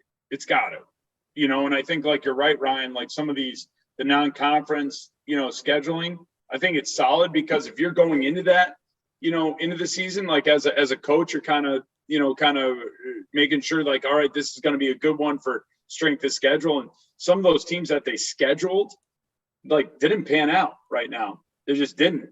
And so I think that's not the coach's fault. I think they did a good job scheduling. It's just right now as a team, I think they're inflated. Their record is inflated because they don't have a really good win out there. They're taking care of business where they should. So obviously they should be ranked, but you gotta, make it closer to Marietta for me to get them higher than where they are. Akiva, any thoughts? Yeah, Marietta for me, and this kind of gets on to the Mount Union point, so I'll start with Marietta. I didn't like them whatsoever at the beginning of the year on the defensive side of the ball, and that's where they've improved a significant amount. But if you look at the first match of Marietta against Mount Union, Marietta was not as good as defensively then as they are now. And Mount Union completely could not score for a huge stretch. I think, what was it, 20-0 run, something like that Marietta went on? If you can't score against a not great defense, a good defense, but not a great defense, and you're giving up who knows how many points to a great offense, you can't get stops when you need them, then you're definitely not a top 10 team. I have them at 15 just because, they've taken care of business, because they've shown that offensive capability. I think they put up 107 points against Lycoming, who is not a bad team. Average team, but not a bad team. They've got a few of those huge blowout wins, which I think, Bob, is why they're Massey rating his way up. But they're not a top 10 team for me right now. I've got him 14. I'll just share Tim Calderwood's on Twitter. He's another top 25 voter. Someone asked him about his spot. I think he has him 8. He said they beaten soundly twice by Marietta, but I think that says more about about how good Marietta is than Mount Union. And I'm hardly going to punish a team for a game I feel they should have lost, especially when everyone else pretty much lost as well. He points out that the OAC is a good group at the top. And also says after his top 5, probably everyone is higher than they should be in general, which is probably another part of that conversation. I just wanted to bring his perspective because, interesting enough, he was talking. Well, about I think they were going to lose to Marietta, but it's the way that they lost. Fair. Like it's the way that they lost. Like they look completely just in a different gym. Both times I had that kind of circled on my calendar to watch, and I felt. I think Marietta should beat them home and away. I think they're that talented, and I think defensively they are improving. But the way that they lost, I just couldn't put them high, even with the carnage that happened this week. And I think, like we've talked about it, all show, like how many of these teams are so inflated that maybe this week we get some normalcy. Who knows? But I think like that's where like we talked about like maybe 6, 7, 8 teams that are higher than where they should just because of what happened this past week and a half. Hey, I'll wrap it up with this one. Got a question on Twitter about Hope Calvin. The rivalry renews this week, Wednesday. They face off at DeVos. We're talking men's basketball here, obviously. Both teams that I think have certainly gotten better as the season has grown on. Any quick thoughts on who might come out with that one and who you think might be the better team? Akiva, I'll put you on the spot first. Calvin's my number 26, so I'll take him. All right. I'm not super comfortable with either one. I mean, I think that's a common trend here. Yes, very much I'll take Calvin. Mike, that's a huge game, by the way, from a Pool C perspective. That's a huge game. No, you're right. That's a huge game. Huge game for Pool C. Yeah. The second best rivalry in all of Division III outside of Amherst Williams. The second best. No, I'm gonna go with Hope. It's home. Yeah. I think they're playing hot. Their losses to Trine. Trine's pretty, but they've been really playing overall well. Like you said, they're getting better. But I'm gonna bet the mortgage payment on Hope. Oh, geez, sir. Of course, you're in upstate. That's probably not that expensive. Actually, I'm still considered downstate for me. So that's a significant sum. It's a bump. It's a bump. Winnable. It's in your neck of the woods, sir. Yeah. So last week we got to watch Hope and Calvin both go to Trine, and I was so impressed with how Calvin handled Trine on their home floor. That's such a tough place to play. The MTI Center. I think Calvin is playing the better basketball right now. I know DeVos is a tough place to play, and Hope got it already there at Van Noord earlier in this year. But I think Calvin returns the favor and gets the win. Nice. Bob, your thoughts? I've watched both these teams more times than I care to admit because I've been chasing regionally ranked opponent wins all season, and my Titans have beaten both of these guys fairly easily, I might add, for my friend Scott Curry and Matt Snyder. But in all seriousness, I'm responsible for all of Calvin's poll points this week. I have them 23. I have them 23 based on the string they're on and how great they looked at Trine. I love the Morrison kid. He's an absolute stud. Uchenna Ikizi is an incredibly athletic 6'3" kind of wing player. And I like Calvin, but the game's at Hope. So I'm just gonna say Calvin by like a point. A huge advantage for Hope playing at DeVos. Great crowd, but I'm going to go Calvin finds a way. Yeah, I like all your thoughts, but because it's at home, I'm going to take Hope. It's not an educated guess. It's strictly a okay, it's at Hope. I'll take the home team. Yes. Poppers, I'm going to forward you an email I got. Got a question about Penn State Harrisburg, but we won't dive into it this time. Guys, really appreciate all the time. Thank you so much. You guys were awesome. I would say go enjoy the rest of your Valentine's Day with your loved ones, but I have a gut feeling they've all given up like I just heard my wife do a few minutes ago. As always, thanks very much. Look forward to talking to you guys down the road. See you guys. Thanks. Be well, everybody. I want to thank Bob Quillman, Ryan Winnable, Mike Rainiak, and Akiva Poppers for joining us on the show. Really appreciate their time. Going to wrap things up real quick. Landmark, a reminder, once again, grew up and now a bigger conference. They are now 10 members. It brought in football. They will have 6 teams in football, and that is a big deal with them. If you caught that at the top of the show, of course, our coverage, breaking that news last Wednesday before the conference announced it. It will not be the only moves that take place in conference changes. Stay tuned. There will be more.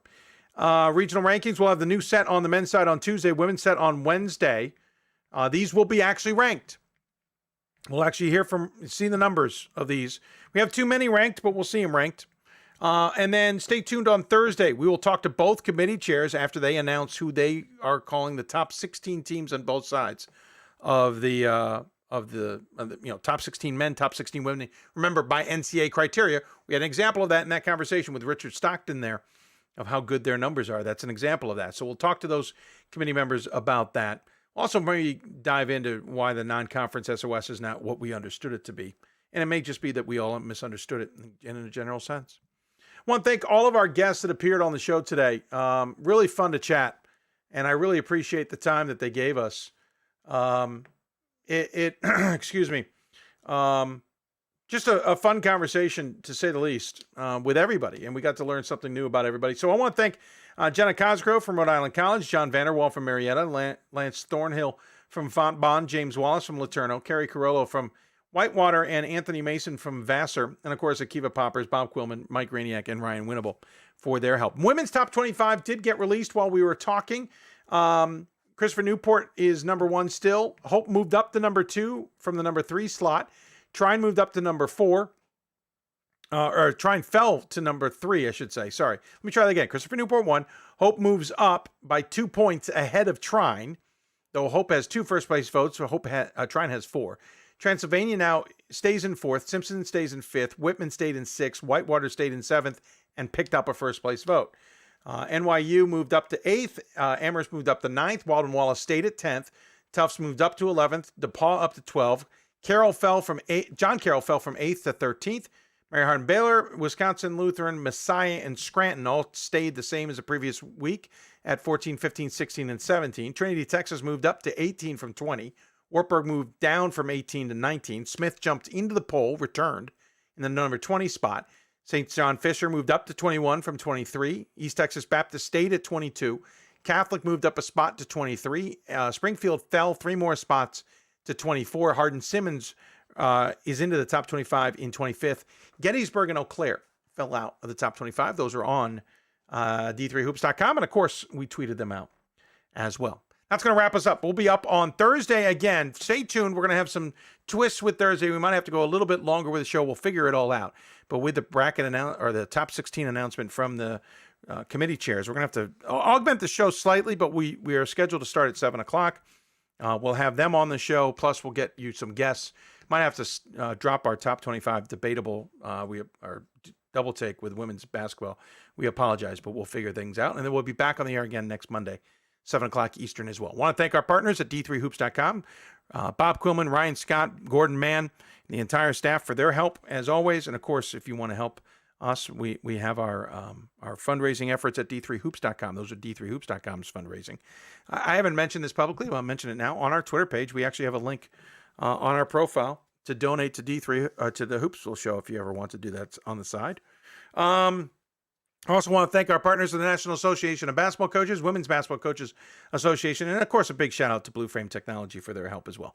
We are lining up sponsors and guests for our last few shows of the regular season, including Selection Sunday and Matchup Monday. That's what we're hoping for.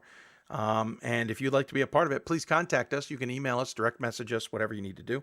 We'd love to chat with you about being part of our program. And helping out the show as well. I want to thank the family for, 1, being able to do the show. 2, kids put the sign together with the names of the guests on the show as I finally get my, there we go, right there. Put that together in real quick order, too. They did a nice job. Appreciate their efforts. I want to thank all the SIDs, especially at Rhode Island, at Wisconsin Whitewater, at LeTourneau, Fontbonne, Vassar, and Marietta for their help in getting us on the air, especially with me traveling this weekend. It was a little bit more difficult. And it turns out I had a bit of a glitch with my email system, so they had to bear with me as I worked my way through that. But I appreciate them all their help as well. And I'll sign us off. We'll get off the air. We'll be back here on Thursday, 7 o'clock Eastern. Don't forget to follow us on Twitter at D3Hoopsville and hashtag Hoopsville. Don't forget to follow us at Facebook at facebook.com/Hoopsville as well. Also want to thank, let's see, where else? Well, if you're watching YouTube, Ryan Scott mentioned something that I just noticed. I apologize, Ryan. Said Stockton's regional wins are going to be scrutinized a lot more than previous years because of how many teams are getting ranked, mostly in conference, not going to hold up. So he doesn't think Stockton's numbers will hold up. That's an interesting thought. Should have gotten that in the show, but we'll get to that another time. But thank you, Ryan, for that. By the way, Marietta Baylor did win tonight, 82-73 against Concordia, Texas. So Marietta Baylor clinches the regular season title in the American Southwest Conference. And in the meantime, go to Twitter because we just shared a buzzer beater in the NACC where Concordia Chicago are going to play for the NACC title. But as we told you earlier, a lot of teams are trying to play for a share of the NACC title this season. That'll do it for us. Thanks for tuning in, everybody. You've been listening to Hoopsville, presented by D3hoops.com. If you want to talk Division III basketball, you've got to listen to Hoopsville.